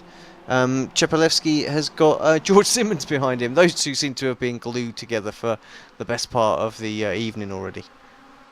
Simmons already up 2 positions, gaining a few there from David Baker, dropping down the order. Savidovic needs to worry just a little bit because Diogo Melrose is there behind him in that CQRS line car. They'll be going for some more points after that win in race 2. And the guys at the front already starting to settle into the rhythm. It's all still kicking off behind, further down the order. Still too wide in some places. One of the Fanatec cars going for a ride. That is... as he cycles through, that is Josh Thompson. That's going to be a pretty big slowdown for him, and it's all sorts of action going on between Foggy and that is Nathan Davis going into turn 10. Oh, contact as well going into the braking zone. Nathan trying to defend the inside, 3 wide, a bit further back. So Ayres is involved in that. Lon Murray, Ross McFarlane, John Roberts. So great little shot again as they exit the final corner there. Oh, problem for Stalin Chepalewski. What's happened to him? He's all sorts of all over the place through turn 2. He had lost a few positions going to the line. There'll be a slowdown there as well with it to boot. Let's see if we can't get a little replay of that back. See exactly what's happened for Stellian. I got a poor exit off the final corner, Alex, and yeah, he got out onto the dusty side of the track going through turn 2 and has to go across the inside of turn 2. But he's more problems for Stalin Chepalewski. He's off at the infield. What's happened here? He's still serving his slowdown, Alex, and it looks like part of the... Oh dear, he's collided with Laura Bond. Yeah, not good at all. So what happens, doesn't it, when you don't have a valid first lap in? So it must have been an off track or something somewhere. But they're the worst. They're the killer. To be honest, that's not... Oh god, yeah, we're seeing the contact there as well. So that's not a feature, is it? That's a bug. Yes, as clear as clear. That's a bug, and that really does need sorting out because... Oh, no, he's definitely off. That's just ridiculous, to be honest. I'm not just saying that because he's an Apex driver, because it happens so often to so many people. You know, it's just absolutely absurd that somebody's getting penalised that much for... Technically, he was out of control. He didn't gain any time off of it or anything. You know, so... And to be punished a good 20 or 30 seconds is nuts. Jamie Ayres, he's off as well. What's going on with Ayres? He's into the pits. Yeah. Dropping down the order, so that would have been a little while ago. So back to the front for the moment then. Let's take stock, see where the guys are, because Glatzel's still running in second place. Simmons is up into third, and Wojciech in 4th. Well, Simmons has been a man on the move, 5 positions gained. Glatzel's trying to replicate that by trying to go around the outside of Alex Smolenski, who's just doing the indoor go-karting line, and that is just hog the inside line. They can't get you by. They can't get by you that easily, Alex Smolenski. If you do that, it goes a bit deep into the carousel, and that will be Sven Glatzel at the inside. But Smolenski is a trooper, and he's going to try and hold it out around the outside. The Pro Sim driver who drives with quite a few hard racing teammates like Kip Stevens and Dan Hunt. Zaya Rizzo's towed back to the pits as well. Glatzel around the outside, contact made between the 2 drivers, Fanatec and Pro Sim, and this allows George Simmons up the inside. 4 different teams there, 5 different teams inside the top 5. Pro Sim, Fanatec, Boosted, Apex, CQR. And this is why the BSRTC definitely is the most competitive league on iRacing. As Andrew Whitehead limps his car into the pit lane. Problems again for the boosted driver, but his boosted colleague, George Simmons, up inside the top 3 at the moment and waiting to capitalise. So is Wojciech Swiatovic. He's having a little look up the inside, going into the hairpin, and he does. Oh, that is extremely good on the brakes from Wojciech there as well. I thought for a moment he was going to run into Glatzel, gets it absolutely on the money, very late on the brakes, and Simmons able to fight back, gets a slightly better run off of the chicane, but Wojciech should have the inside. We saw what happened to his teammate just a couple of laps ago there, outside there on the dusty part of the circuit. Picked himself up a slowdown, but still side by side. Simmons, tell you what, Simmons has come on so much. We say this, quite often, I think, but he really has done, and quite easily one of the top drivers in the series now. Wojciech Swiatovic has got a very good rig, from what I've been told by Jamie Fluke, who stopped by on his way to the Sim Expo, and he will have had to have been good onto the brakes there to get that position away from George Simmons, and indeed he was. But look at the time he's lost now. Sven Glatzel has gained about just over half a second now on the reigning series champion, and Alex Smolenski's had a pretty good lap as well, because he's been able to get a 6/10 of a second advantage over Glatzel in just this lap. We're on lap 4 of 10.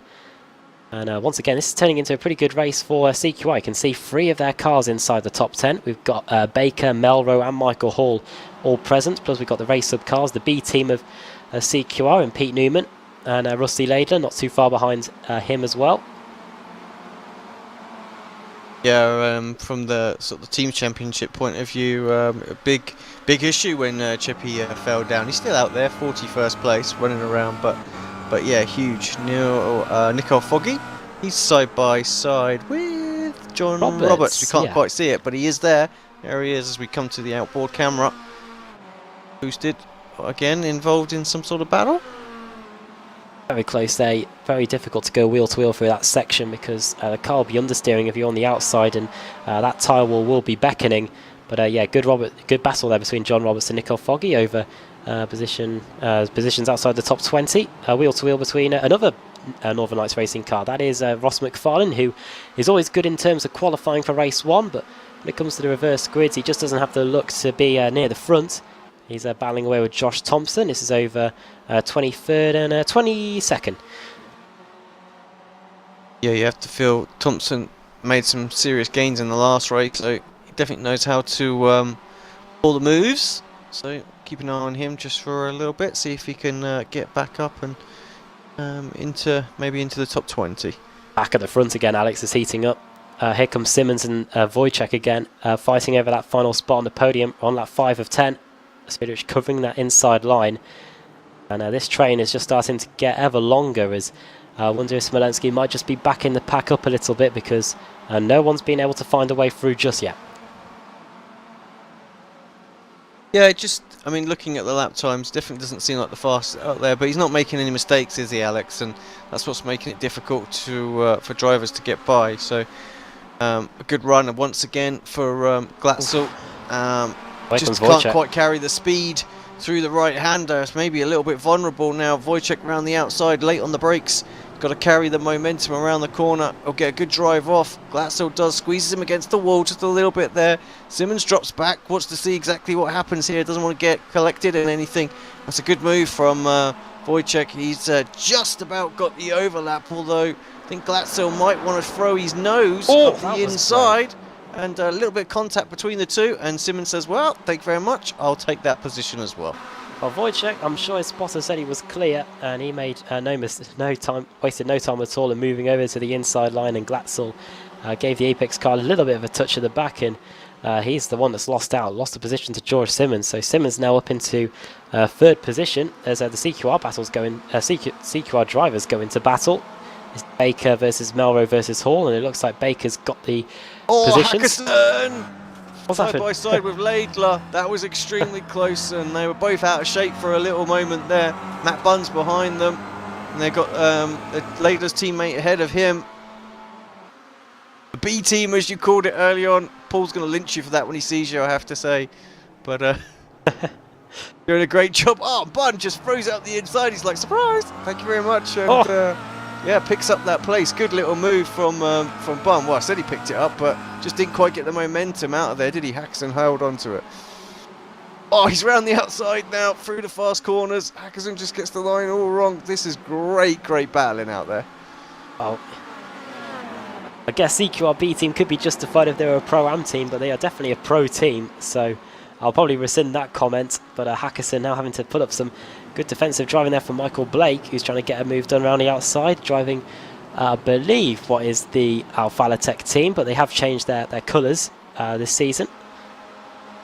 And yeah, Michael Blake holding back Mark Woodhouse as we go on to lap 7 now of the race. Savinovic, he's probably now going to start getting to work in making some inroads into Alex Smolensky. Did a 38.6 on that last lap, but he was having to defend from George Simmons. But now that Simmons is a few tenths behind, he can now focus purely on getting past this Pro Sim car of Alex Smolensky. 2 veterans, the BSRTC, who drove for a whole load of different teams over the past few seasons. Smolensky has driven for the likes of Elite Martini and loads of others. Savinovic has driven for Apex Racing TV, where he won his Season 6 championship, came close with Engine All Direct, and in the past as well. Now he's trying to get it done with Apex Racing, and what a drive, Alex, off the carousel.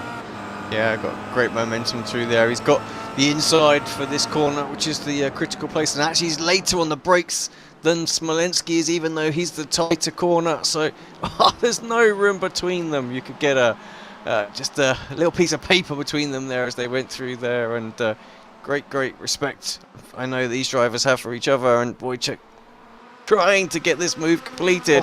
They're still rubbing panels out there right now. This is fantastic between Alex Smolensky and Wojciech Savinovic. Smolensky desperate not to give up the lead, and what an absolutely superb move around the outside. That's fantastic job there by Smolensky to hold on to the lead, and now Simmons wants that second place back off Wojciech going into the hairpin. And where was he going? He's just ruined it. We've seen that, exactly that, just a few in the previous race, wasn't it? But just didn't quite do it as bad, and was able just to hold on. But it's a great battle. Just goes to show you the pressure he's under. 3 laps to go as we head up the hill. Got to hold on for about 12 more kilometres to win this one. Alex Smolensky. And when do CQR decide to join this party at the front? They've got to worry, because Alex Everett has now started tagging along to these guys, and he might fancy a few positions as well, the other Fanatec driver. This train is now 8 cars long as we go through the carousel. So fastest lap of the race, by the way, is currently being held by Ben Hackerson, and he sits in 11th place. Shows you that Smolensky is holding back some of these guys somewhat.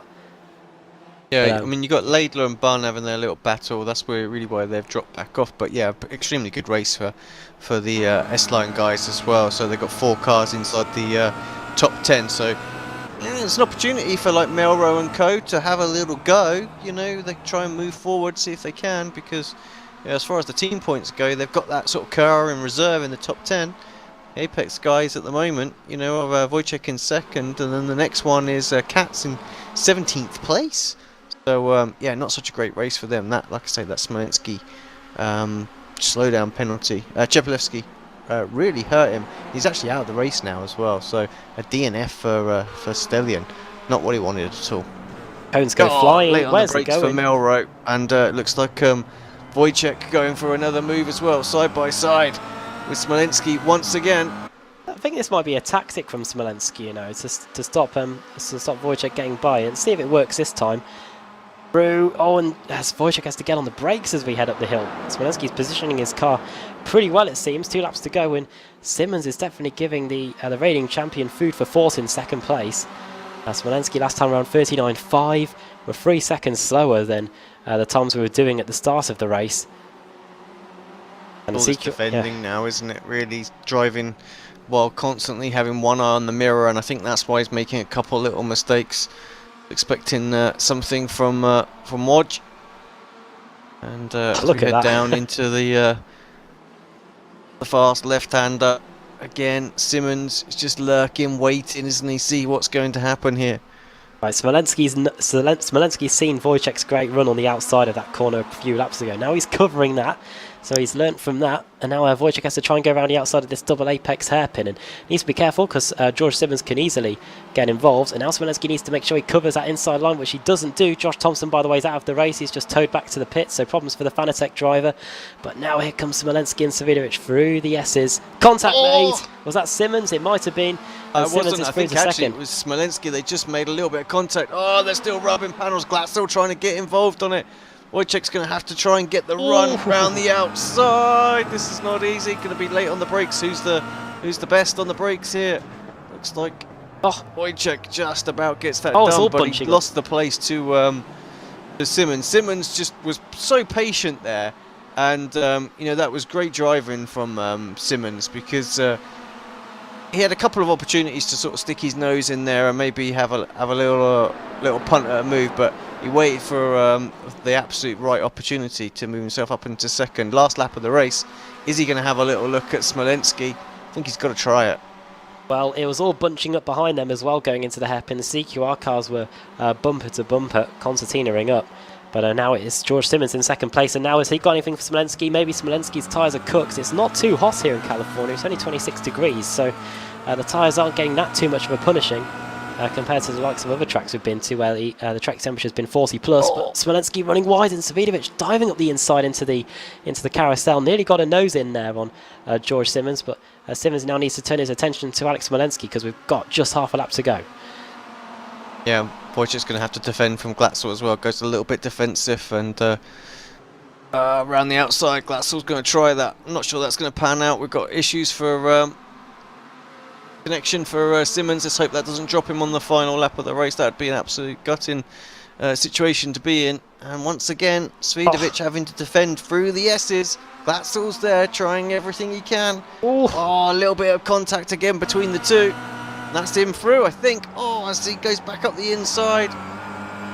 Look at that. That's fantastic. And all these guys are doing CQRS line a fantastic favour, because very different line. Sorry, Adam, for the final corner there from Simmons, trying to extend and open up the track the best he can to get the best exit. It's not helped him at all, though, and Smolenski's going to hold on to this one. Alex Smolenski takes the win for ProSim. 3 different teams have won as George Simmons crashes into the wall as they cross the line. Second for Simmons, third for Sven Glatzel, who pushes Wojciech Svidovic from possibly winning the race down to 4th place at the end. CQRS line will be delighted with that. Baker 5th, Michael Hall 6th. Looks like Alex Everett might have just pipped Diogo Melro. No, he didn't, but it was very close, like 0.05 of a second between them. Who was that crashed going over the line?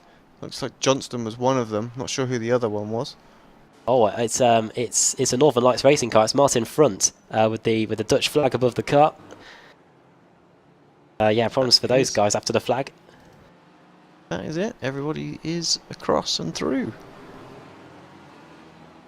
Very close between Melro and Everett at the end. It was 0.05 of a second, I think, between those guys at the flag. Shows you how close those guys were fighting. And yeah, CQRS line, they may not have won the race, but Alex Smolenski, George Simmons and Sven Glatzel have denied not only a podium for Wojciech Svidovic, Alex, but some podium credits as well. Yeah, all important, aren't they? Those, top 3 getting those bonus points to start the showdown. Well then, fantastic third race. Alex Smolenski wins the race. Second, George Simmons. Third for Sven Glatzel. Wojciech Svidovic in 4th. 5th place for Dave Baker. 6th, Michael Hall. Diogo Melro in 7th, just ahead of Alex Everett. Close battle there between the CQRS line driver and the Fanatec driver. Laidler in 9th, and then Matt Bunn rounding out the top 10, making it 4 CQRS line cars inside the top 10. Ben Hackerson 11th, who had the fastest lap of the race in the end. 12th with Michael Blake, 13th Jack McIntyre, 14th Dan Kraft. The race 2 winner, had a good fight through the field there. Mark Woodhouse 15th, then it's Andreas Katzen 16th. He's the second highest Apex racing car in race 3. Then Ross McFarlane, Ashley Blake Hood, Colin Cuniff, and then Brian Holmes rounding up the top 20. Kip Stevens, a team boss of ProSim, will be very happy with Alex Smolenski's win. He's finished in 21st, 22nd for Pete Newman, 23rd Nicole Foggy, 24th for Maciek Sakovic. Martin Front to Mark Johnston. They were crashing after the line, but they finished 25th and 26th. Nathan Davis, 27th. He'll be hoping for another small reverse grid, because he'll be able to get on the pole or towards near the front like he was in race 2. 28th for Lorne Murray, 29th John Roberts, then Richard Gore in 30th, Stuart Atkinson 31st, so a bit of a better finish from him there. 32nd for Rob Graham, Jake Blackhall 33rd, Dan Hunt 34th, 35th for Max Wright, then Scott Malcolm in 36th with Viverke after his 3rd place in race 2, 37th in race 3. And then 38th for Lee Deemer. Then the car's 1 lap down or more. Stephen Baxter, 1 lap down. Josh Thompson, also 1 lap down. In fact, he's 2 laps down, so he will not be eligible for the reverse grid. Stalin Chapelevsky, 0 points for him. Harrod 8 laps down. Rizzo also 8 laps down, along with Jamie Ayres, Adam McNally, Andrew Whitehead, who had issues on lap 2, and Laura Bond, who collided with Stallion Shepelevsky and looks like picked up a meatball flag. So, yeah, we do get a full. It will be Stephen Baxter on the pole, another Fanatec driver. Alex, it's time for the final reverse grid of the evening. Wheel up one more time. Oh, my little rollerball mouse is not working very well again. Here we go.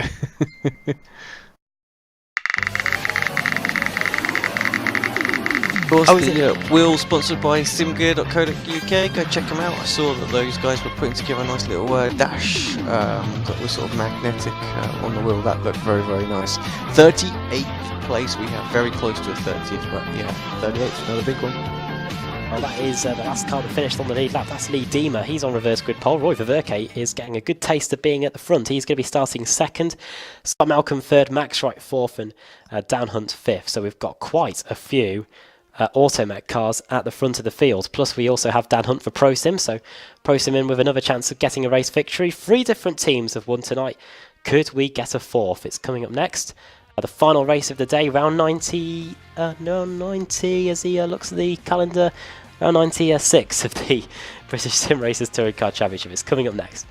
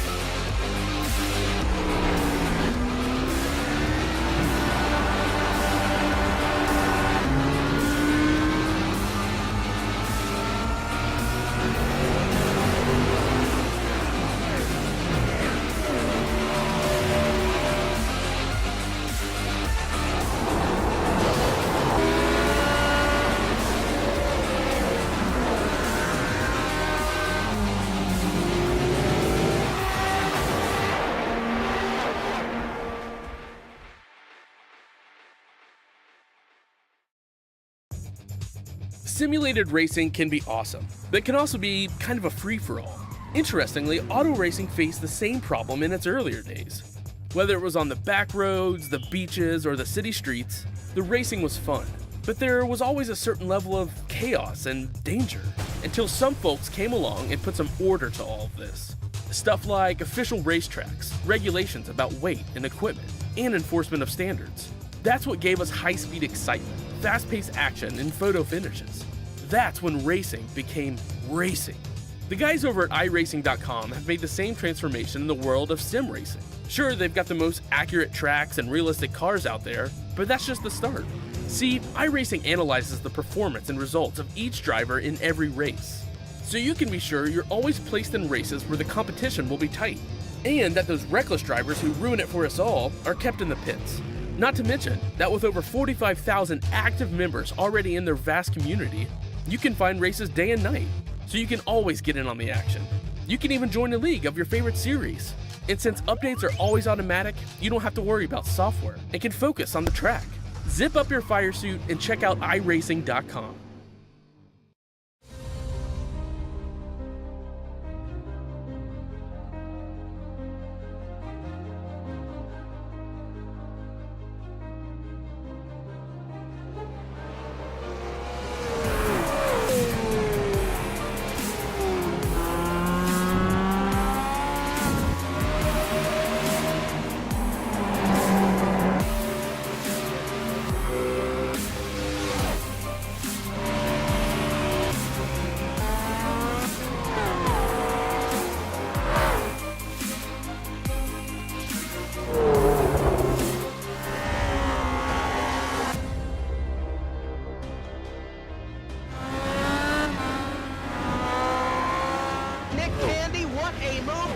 in the outside, contact made, 56 slides it into 4, who's gonna be at the stripe, dead even, give it to Ryan Truex.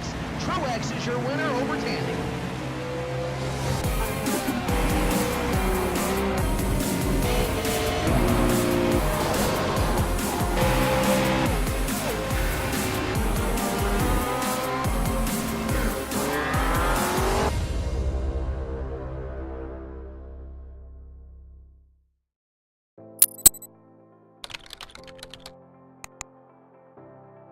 iRacing.com is a sim racing game that combines a true-to-life racing experience with an online community of virtual racers from all over the globe. iRacing offers a multitude of officially licensed cars and tracks, laser scanned with millimeter accuracy. Their car models and mechanical systems are based on real-world physics and engineered in cooperation with manufacturers and race teams. iRacing's web-based interface allows members to compare stats and test drive any combination of car and track instantly. Their skill license system ranges from rookie to pro, ensuring members are always pitted against those with similar skill sets. Members are able to sign up for a weekly race series, compete in time trials, host a private race with friends, and participate in racing leagues created and run by the community. With over 60,000 members, iRacing works in partnership with renowned motorsport organizations like SRO Motorsports Group to deliver virtual races based on the real-life Blancpain GT series. iRacing's Blancpain Endurance Series features team racing, giving members the ability to build a team and participate in races ranging from 3 hours to 24 hours. Additional partners include NASCAR, IMSA, V8 Supercars, IndyCar, allowing members to race in their very own 24 hours of Spa, Bathurst 1000, Daytona 500, and many more. iRacing.com, delivering the most authentic racing experience short of getting into a real race car.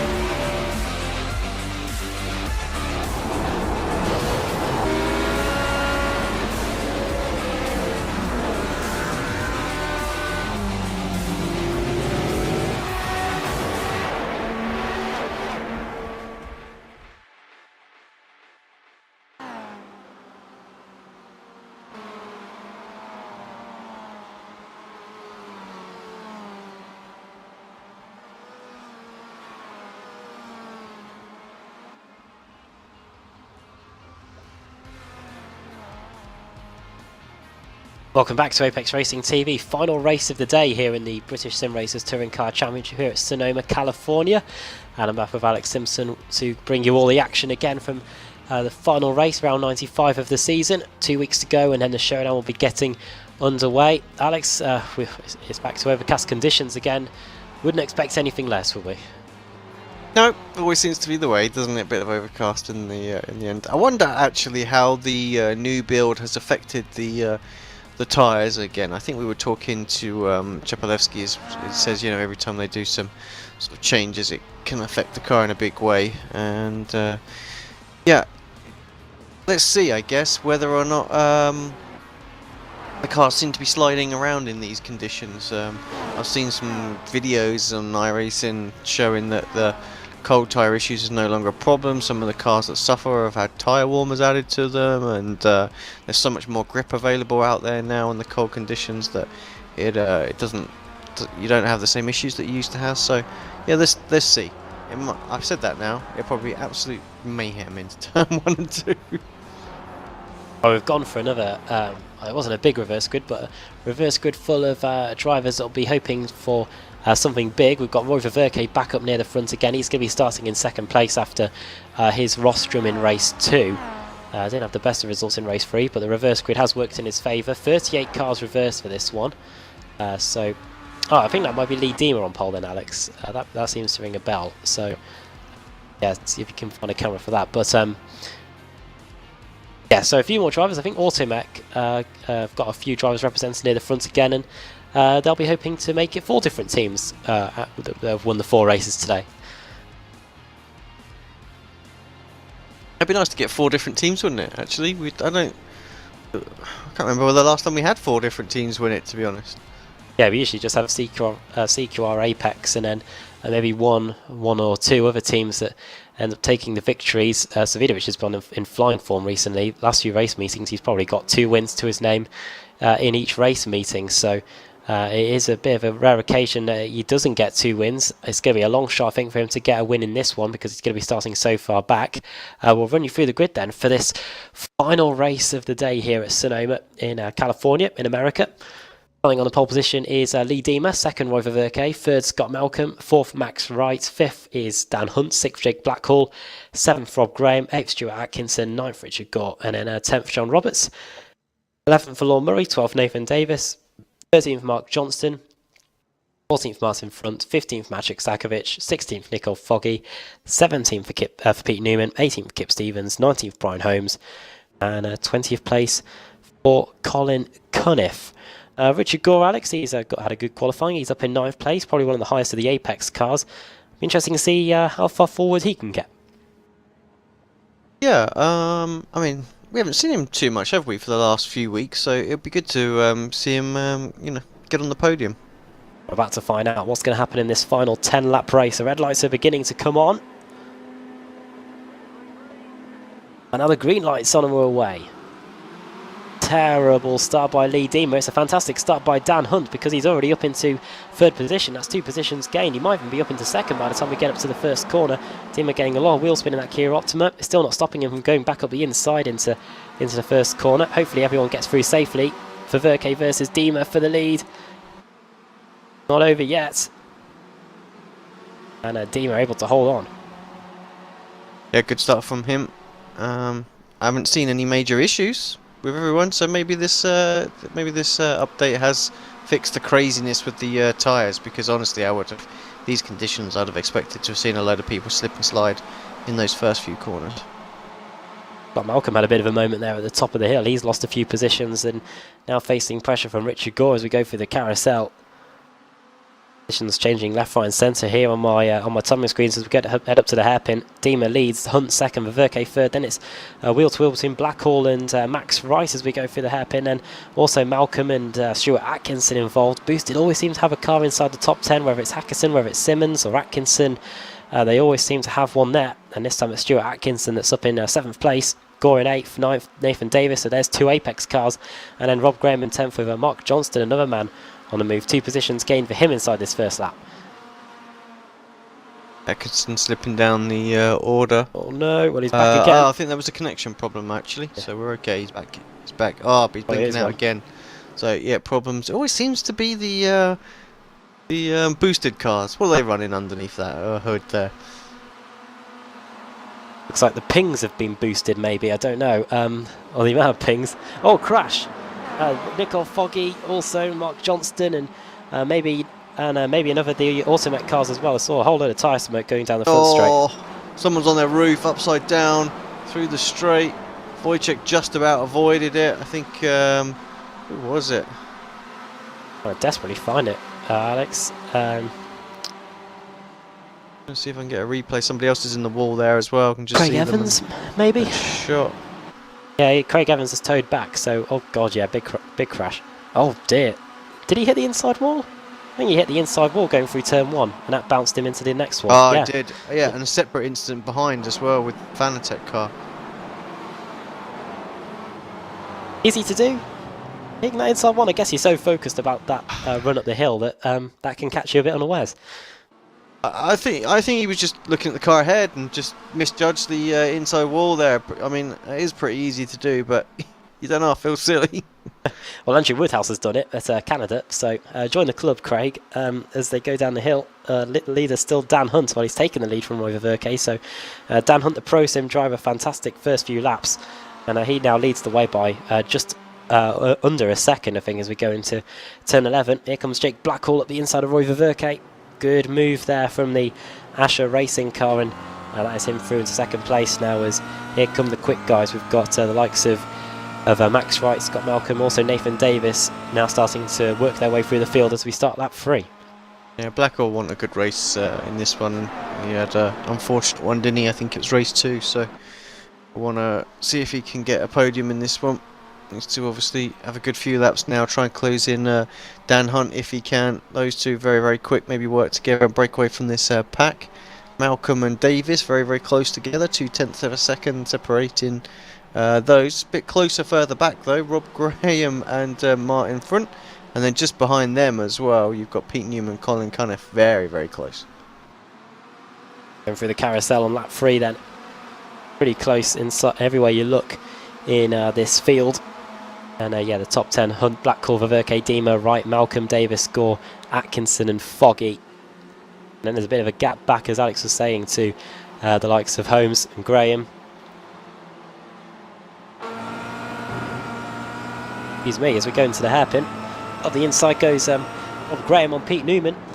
Newman in the race-up car that hasn't been too near the front today. But he is inside the top 15 here in 15th place. Having to duke it out with the Automech car and the Northern Lights Racing car, two of the Scottish teams. There's in the background I can see an Apex car off. I don't know who it was. It might have been Stelian Chapelewski. He's near the back of the field. But anyway, here comes Newman. And here comes the GT Omega and Team Adcar. And we're going to go 3 wide into the hairpin. This might not end well here. Oh, run out of space. But somehow Ross McFarlane found it, Alex, and that was a pretty good move there. 2 cars in 1 corner. Yeah, it was absolutely perfect, didn't he? Just nailed that, and the guys didn't squeeze him too much, did they? They had an opportunity, but yeah, but they didn't, and that's why they all managed to survive that corner. Your little comment there, but this might not go well. Just reminded me of the video that we're playing at the expo.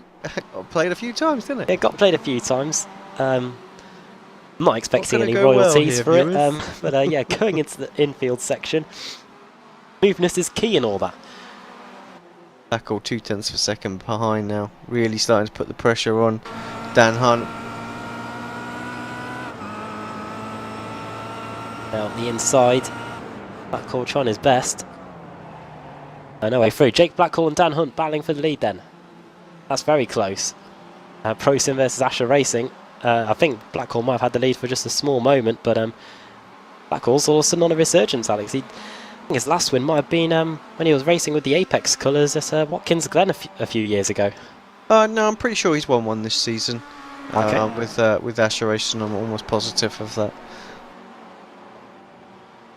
Pretty close here then. Pro Sim versus Asher Racing. So it looks like we're going to have either Pro Sim's second win or Asher Racing's first win tonight. Dan Hunt will be trying to get getting the best of that. I have to say, I would like to see, like we said, you know, the 4 different teams winning. That'd be a good thing. Rob Graham dropping down the order. Don't know what's happened to the Automech driver. He's into the pit lane. Probably a meatball flag for him.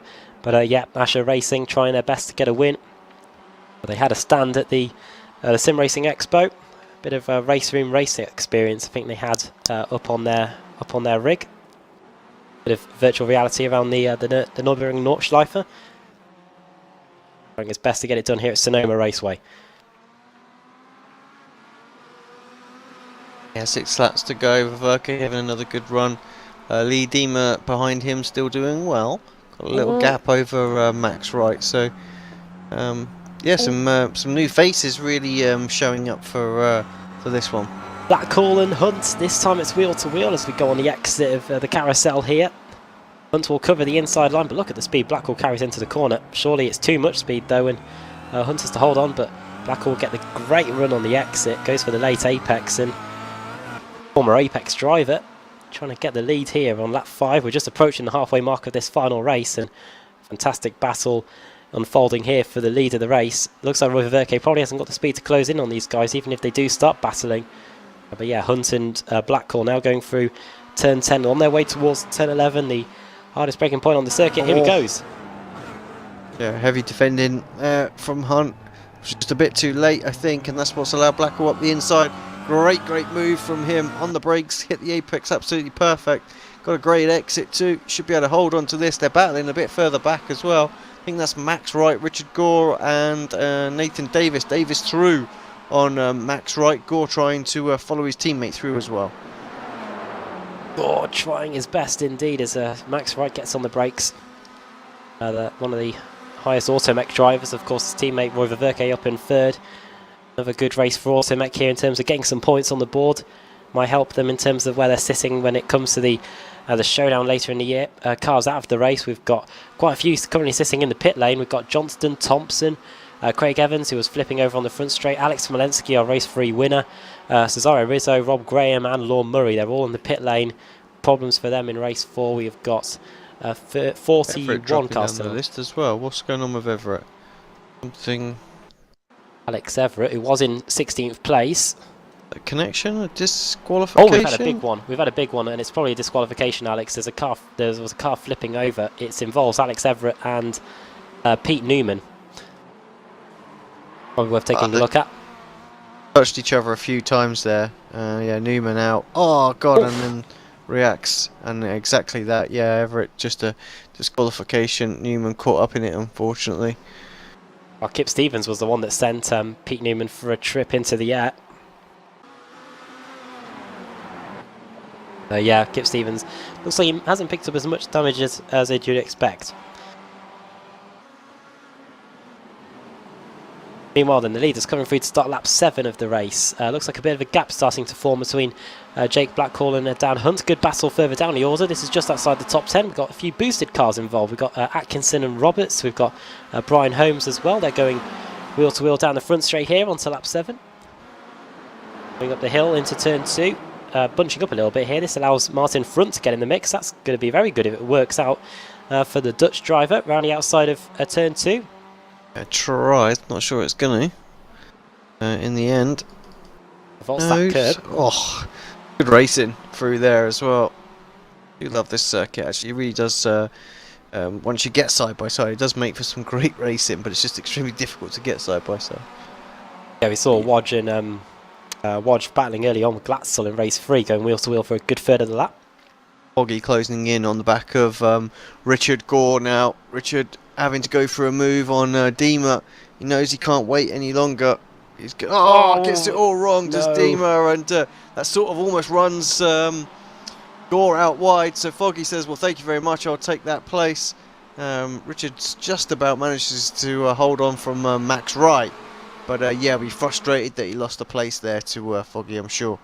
Gore was trying his best not to quarter panel Lee Diemer there, so probably why they both lost out. And yeah, thank you very much. There's Nico Foggy. That's 11 positions gained now for the Northern Lights Racing driver. Biggest mover goes to Michael Hall, who's gained 18 positions. Currently sits in 15th place. So good job there by the CQRS line driver, getting those points on the board. Scott Malcolm versus Stuart Atkinson. That looks pretty straightforward. Just jumped on board with Hall actually. just to see what was going on, and he can see 3 cars really going at it ahead, so maybe a further few more spots available for him. But yeah, Hort's had a good night as well, and scored some decent points tonight, made some good moves, and yeah, looking strong out there. Just from looking down the timing sheets across the 4 races, it looks like it's been a pretty good evening for CQRS line, as it's a battle between Bunn and Laidler. CQRS line versus CQR Race Hub. That is Bunn through, but Laidler's going to get the good cutback there, and Bunn is off onto the dirt, and that's Laidler up the inside, and the sim gear car also in the mix. That's Jack McIntyre. George Simmons is also close by. This is just bunching it all up a bit, I think. The 2 CQR drivers. This is might not end well here as we go over the top of the hill. Somehow it does.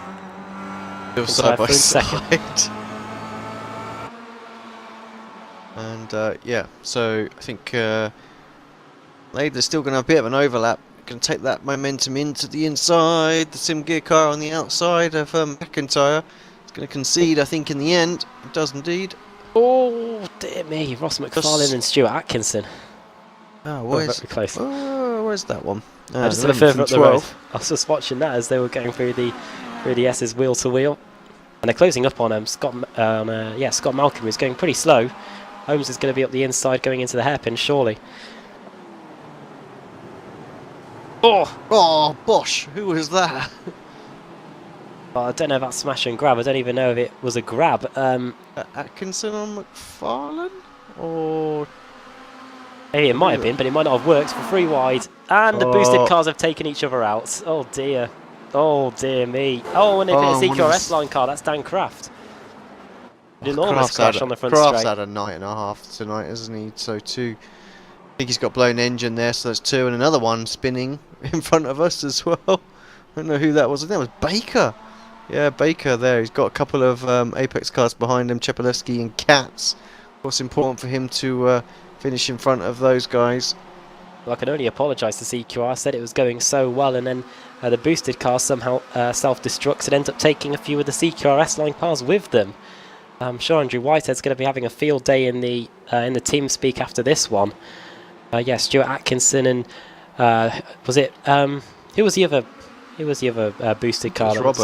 John Roberts, yeah, so not good news at all there for the boosted team or for the CQR team. Dan Kraft from the highs of winning race 2 to the lows of race 1 and here in race 4. So mixed fortunes for Dan Kraft tonight, and he's going to have to limp back to the pits in almost a certain retirement with just 1.5 laps to go. Battle for the lead resumes, Alex. Dan Hunt versus Jake Blackhall.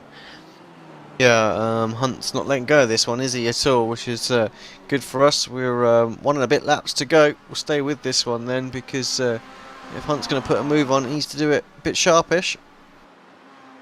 A great evening it's been. Race 1, we definitely saw the quickest of the bunch in the BSRTC as Dan Hunt vaults the curb and almost onto the dirt on the inside as he tries to gain every last bit of advantage to try and get past Dan Hunt through the hill, up through the S's, and on their way towards the infield section.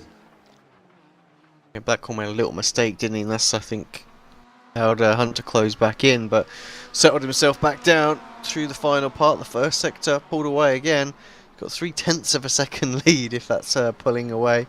Good line through the downhill left-hander, not drifted out too wide, not let any opportunity for Hunt to stick his nose in there, and drove off the corner really, really well. Spread that gap a little bit more. It's up to 0.4 of a second. Needs to nail this. Got some traffic to worry about. Takes a slightly tight line up the inside. The Pro Sim car flies itself out of the way. Good driving and good sportsmanship there. He could have helped his teammate out, but doesn't.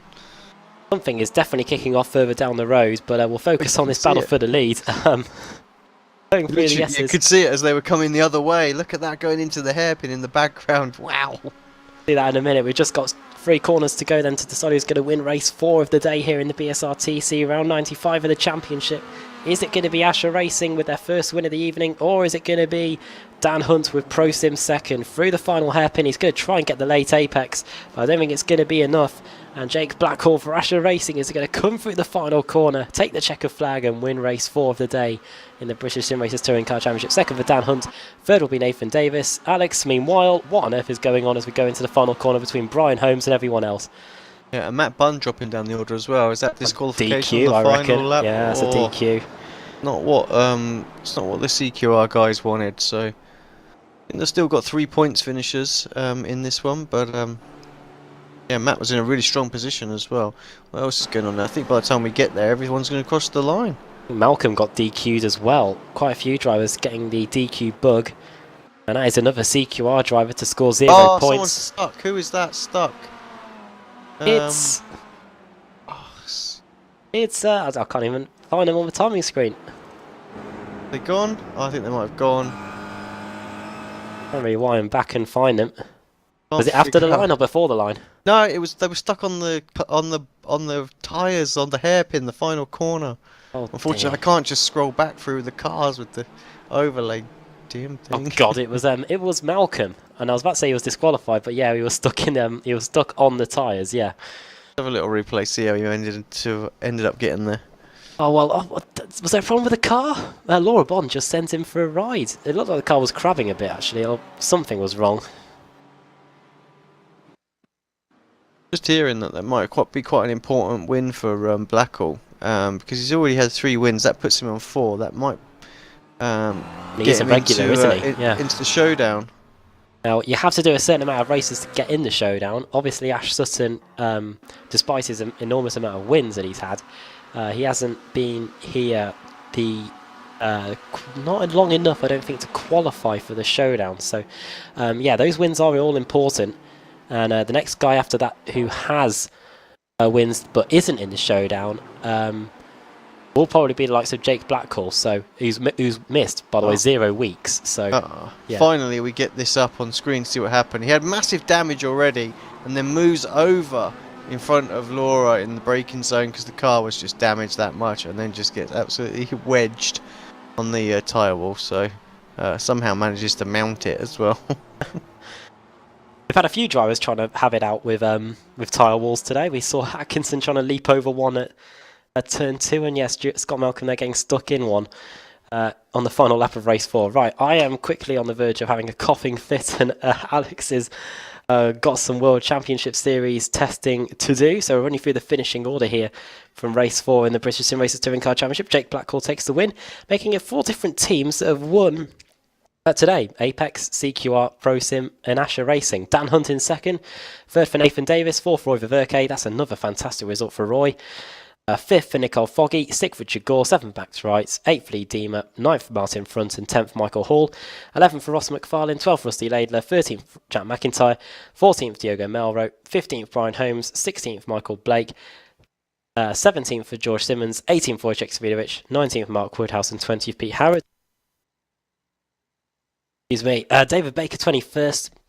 22nd, Stelian Chepelevsky, 23rd, Andreas Katz, 24th, Jamie Ayres, Ashley Blake Cood in 25th, Andrew Whitehead in 26th, 27th, Laura Bond, 28th, Stephen Baxter, 29th, Adam McNally, and 30th, Ben Hackerson.